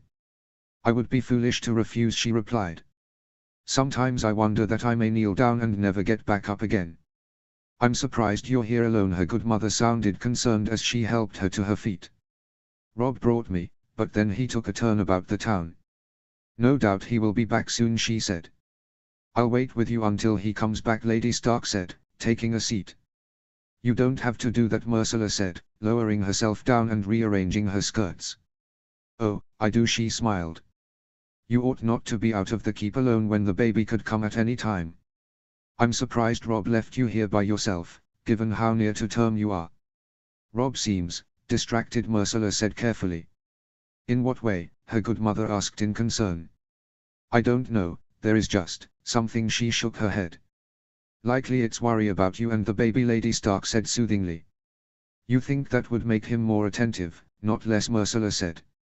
Ursula, her good mother started, but seemed at a loss for what to say. Do you know something? Ursula asked. Do you know what is troubling him? A great many things, I don't doubt, she said. You know how testing the winter has been. It's more than that, I know it, Ursula said. You ought not to fret, it's not good for you in your condition, Lady Stark cautioned. I cannot help but fret, he is my husband and it feels as though he is missing, she shook her head. Then you ought to talk to him, tell him how you're feeling, her good mother told her. Ursula knew from that if indeed Lady Stark did know what was wrong with Rob she would not be telling her what it was. Yes, she agreed, somewhat downheartedly. Ursula, Lady Stark lay her hand on top of hers. Rob loves you, whatever is troubling him, that is a fact that will not have changed. Thank you, Ursula managed a smile as footsteps sounded from behind. She turned her head and saw her husband approaching. A frown pinched at her forehead at once, his eyes seemed bloodshot. Had he been crying? I'll leave you to it, Lady Stark murmured to her softly, squeezing her hand before rising up. She squeezed Rob's upper arm and said something to him that Ursula couldn't catch as she left. It wasn't until her good mother's footsteps faded away that Ursula looked up at her husband again. "Are you ready to come back to the keep?" he asked her, his voice slightly cracked. "No," she said. "I'd like to stay here a moment. I'd like you to sit with me a while, away from prying eyes and ears." "As you wish," Rob said. He sounded slightly apprehensive about her request, but he came and sat by her side all the same. Ursula was distracted from deciding how best to question him by the baby moving rather insistently. It was getting almost painful now, and she knew well enough that the little creature must be running out of room. Not long now. Rob's hand came to her stomach at her distraction and she took a deep breath before lifting her eyes to meet his. "Would you tell me what it is?" she asked softly. "And please don't say that it's winter, or the baby, or worry for me. I know it isn't. I know there is something. Would you please be honest with me, Rob? I cannot stop imagining the worst." "It was Ada," he said in a small voice after several moments of quiet.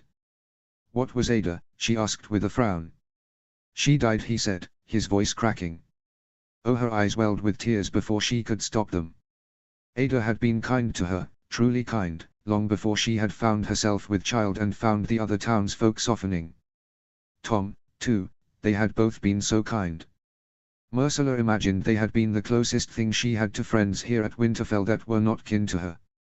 Ada had only just had her third baby a few months ago, and now she was gone. Her poor son would never know her, her older boys would likely be distraught without her. "I'm sorry, I know you were friendly with her," Rob said, his voice thick. It was as though he was fighting back his own emotions.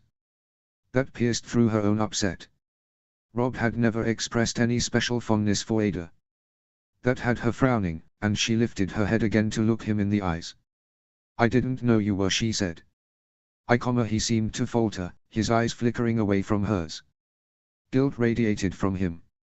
"Oh," she said, her voice catching in her throat. "No," he grabbed her hand. "No, not since you have come here. Not since long before." "But you and she?" Ursula asked him, eyes wide. "After the wars were over and I returned here, I confess I had dark times, and during that darkness I craved comfort, affection. Can you understand that?" he asked pleadingly. She nodded, her voice seemed to have deserted her. Of course she could understand it. She wasn't stupid. She had never expected Rob to have never laid with any other woman. When she had first come here she had imagined that while she was his wife, he would more than likely take a mistress. More than one, perhaps. He had pledged to be faithful to her, and she believed him. Ada must have meant something to him, though, for him to be so upset about her death. She could tell he was holding back most of his grief for her sake, but the emotion was still obvious to her. "I knew I was not the first woman to share your bed," Ursula said. "I never expected to be." "You are the last woman," he said fiercely, and she nodded. "She must have meant a lot to you." She voiced her inner feelings, and he visibly took a deep breath. "During our time together, yes," he said after a moment. "That all finished when she married Tom though. She was meant to be with him, though at the time I confess I did miss her in my life. But then you came, and I know that I am meant to be with you, as she was with him." "Did you love her?" she asked, barely managing to get the words out. No, Rob shook his head, his eyes holding hers. She nodded. She believed him. "She was a good woman," Ursula said. "She was," he agreed with her. "You will miss her," she continued. "As a friend, I confess, yes, I will," he nodded, and she bit her lip. "We ought to make sure her older boys are taken further under Arya's wing," she said after a moment. "Likely they will need an escape from their grief. Besides, if they work hard in the tiltyard, then one or both of them may reach a high enough level to become a squire. Perhaps a knight, one day." "Perhaps," Rob nodded, looking at her rather strangely. "What is it?" she asked fearfully, worried she had said something wrong. He shook his head, his hand coming to brush some of her hair back behind her ear. "Your compassion, even after near a year together, it still takes me aback. You are so good, and kind, Ursula. I don't know what I ever did to deserve you. Well, you impressed my grandfather enough that he felt pressed to make a pact with you. That is no mean feat, I think you have done plenty to deserve me, she smiled, and he returned it, some of the usual light returning to his eyes. I'm sorry I wasn't honest with you about Ada, he said sincerely. You didn't want to hurt me, Ursula said, nodding her understanding. It was in the past, long before you and I had met again. Long before our marriage, before this. She placed her hands on her stomach. I thought about it, on occasion, Rob said. Telling you, I mean. I wanted to be honest with you. But then, I saw how you were becoming friendly with her, and I knew how much it meant to you to have someone kindly to talk to. I didn't want to spoil that for you, make it awkward. You don't have to explain, Rob, you really don't, she assured him, reached her hand up to cup around his cheek.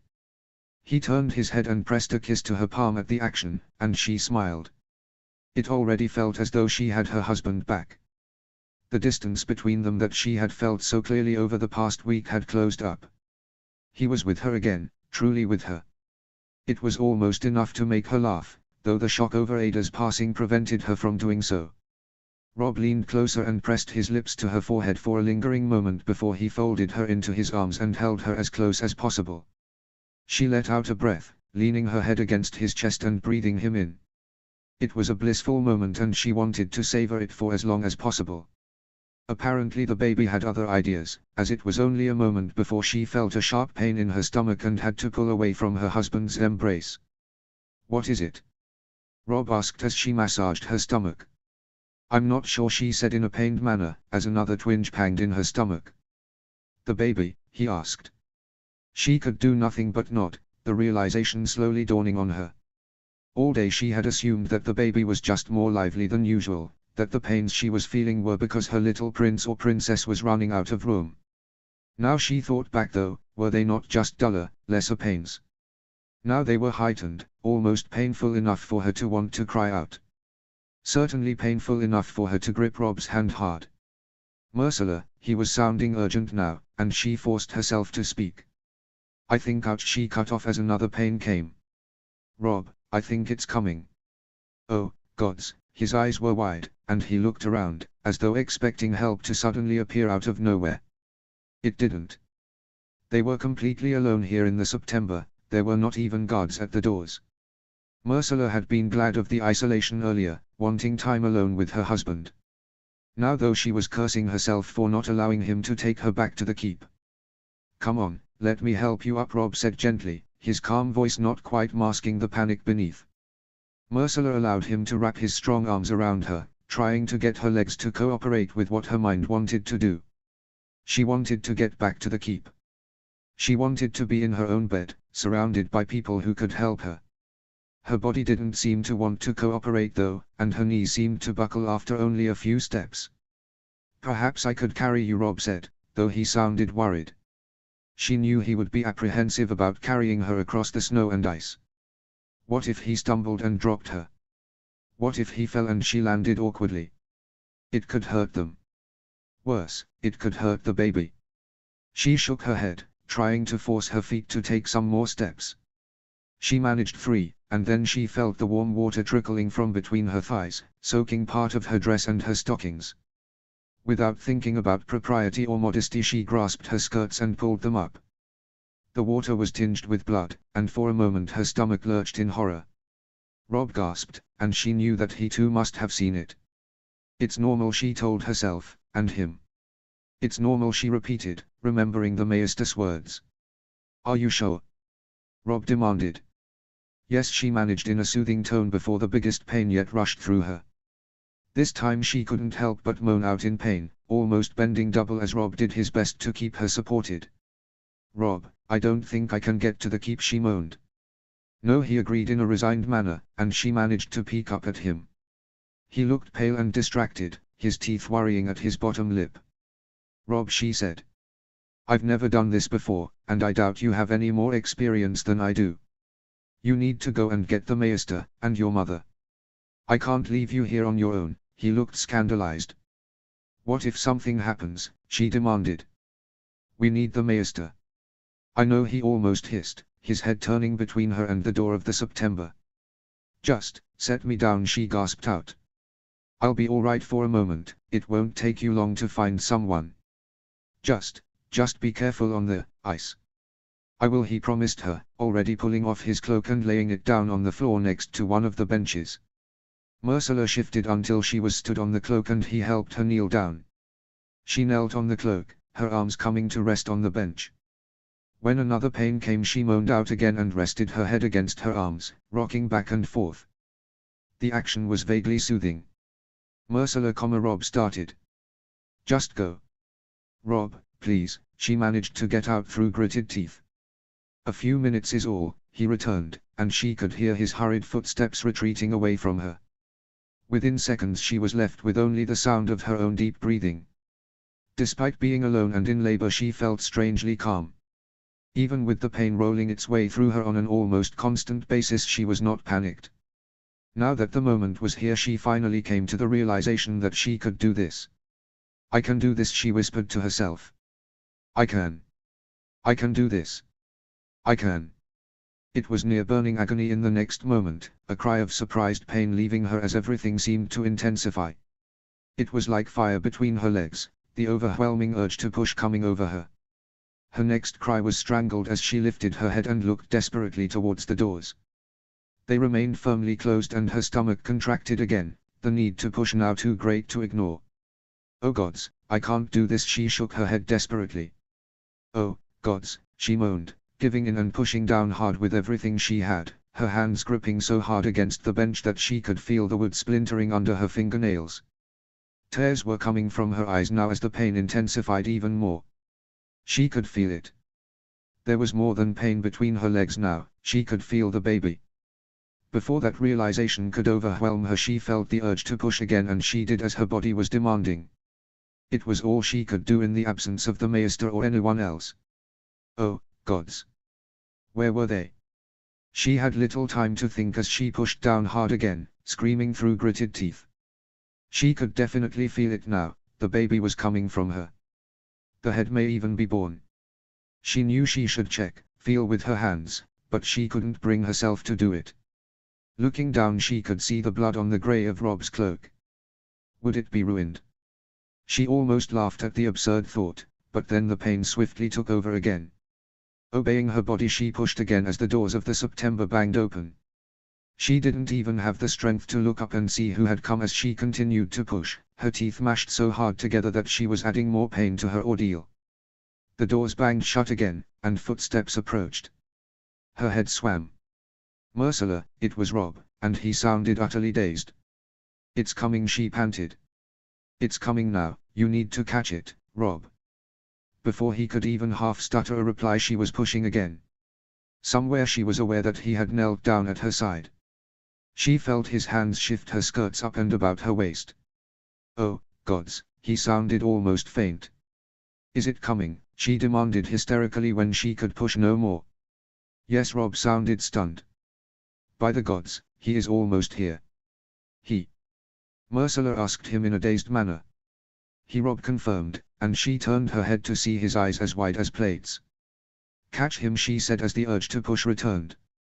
She knew this would be the last one, that her son would be fully born if she could just summon her strength and do it one last time.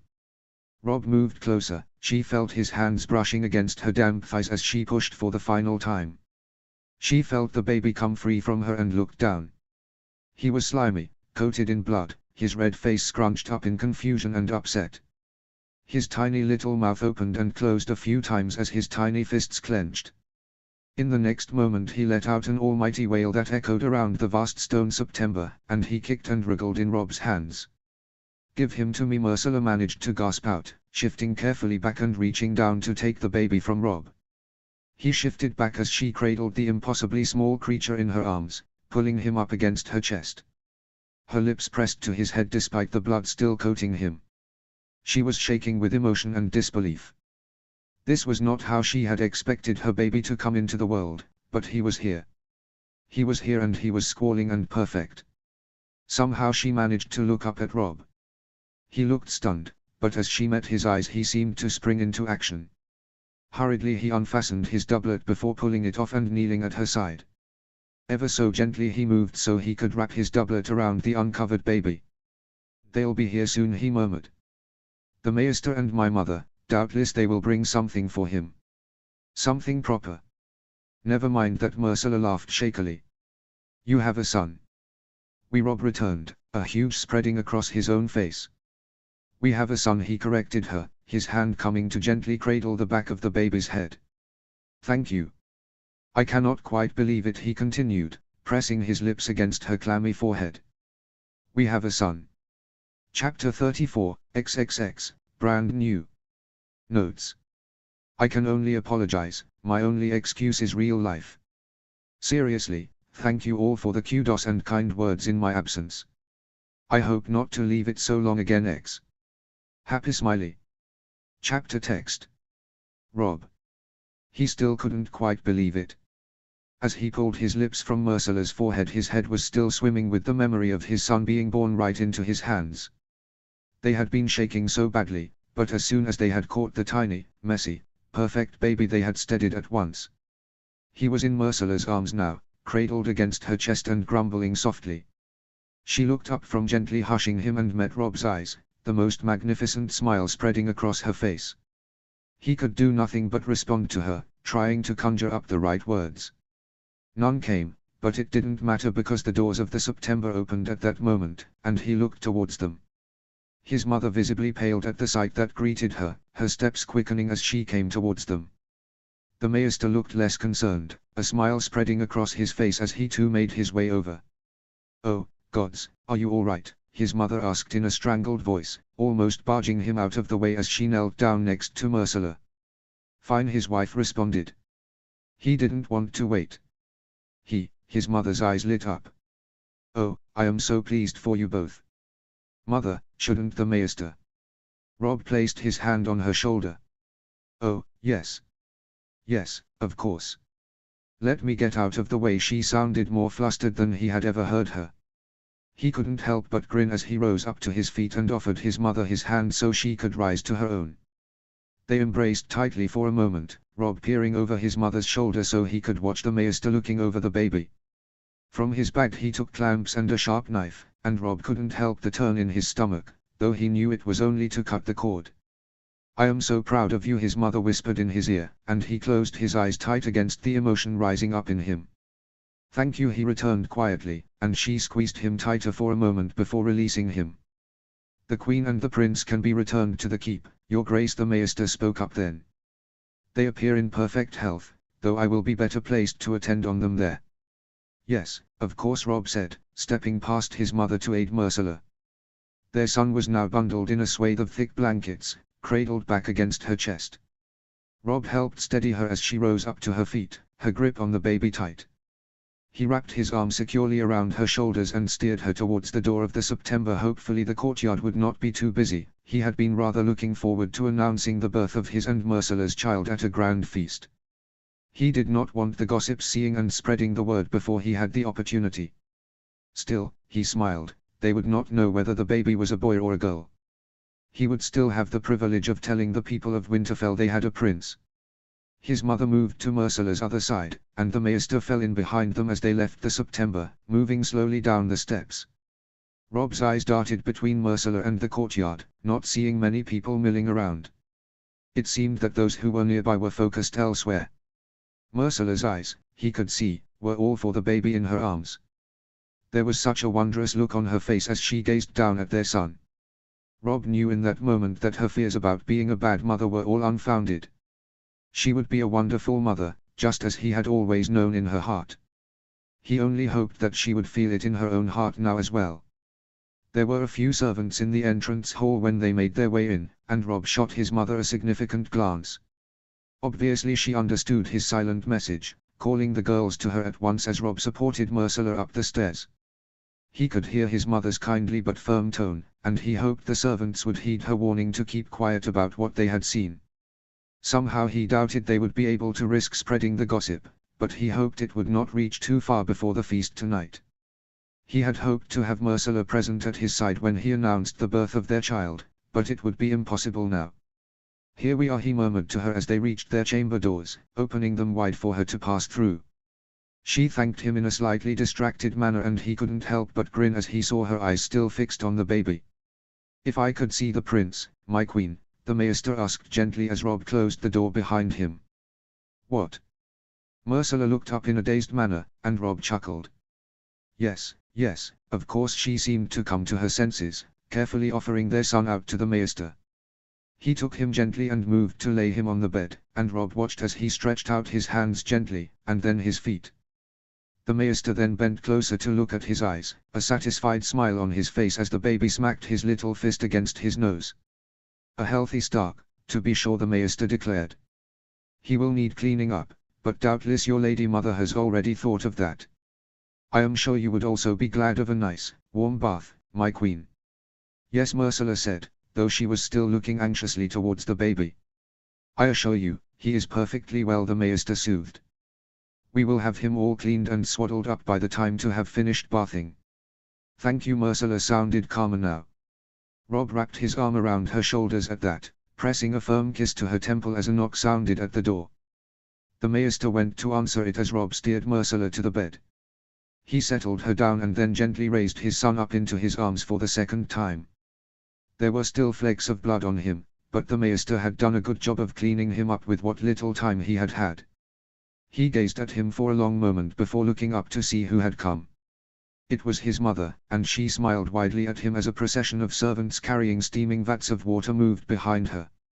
I thought you would have need. She looked towards Ursula, a proud look in her eyes.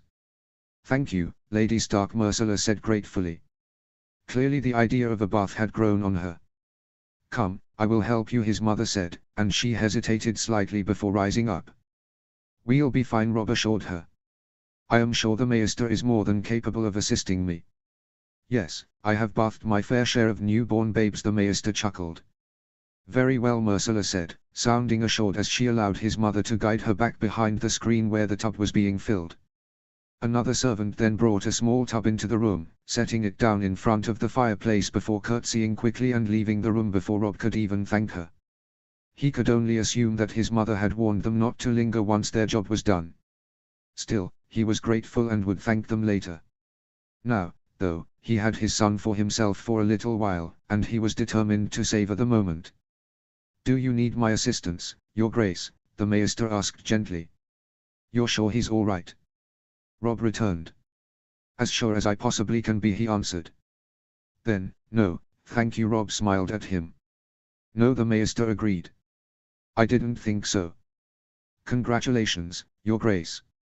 Rob thanked him again as the maester quietly crossed the room and let himself out, closing the door behind him. When he was gone, Rob looked back down at his son, seeing his eyes gazing him at him, an almost confused look on his face. He couldn't help but smile, thinking on how strange this must all seem to the tiny baby in his arms. He could hear the gentle sounds of splashing water from behind the screen, and the hushed murmurs of his mother and Ursula. The sound was incredibly soothing.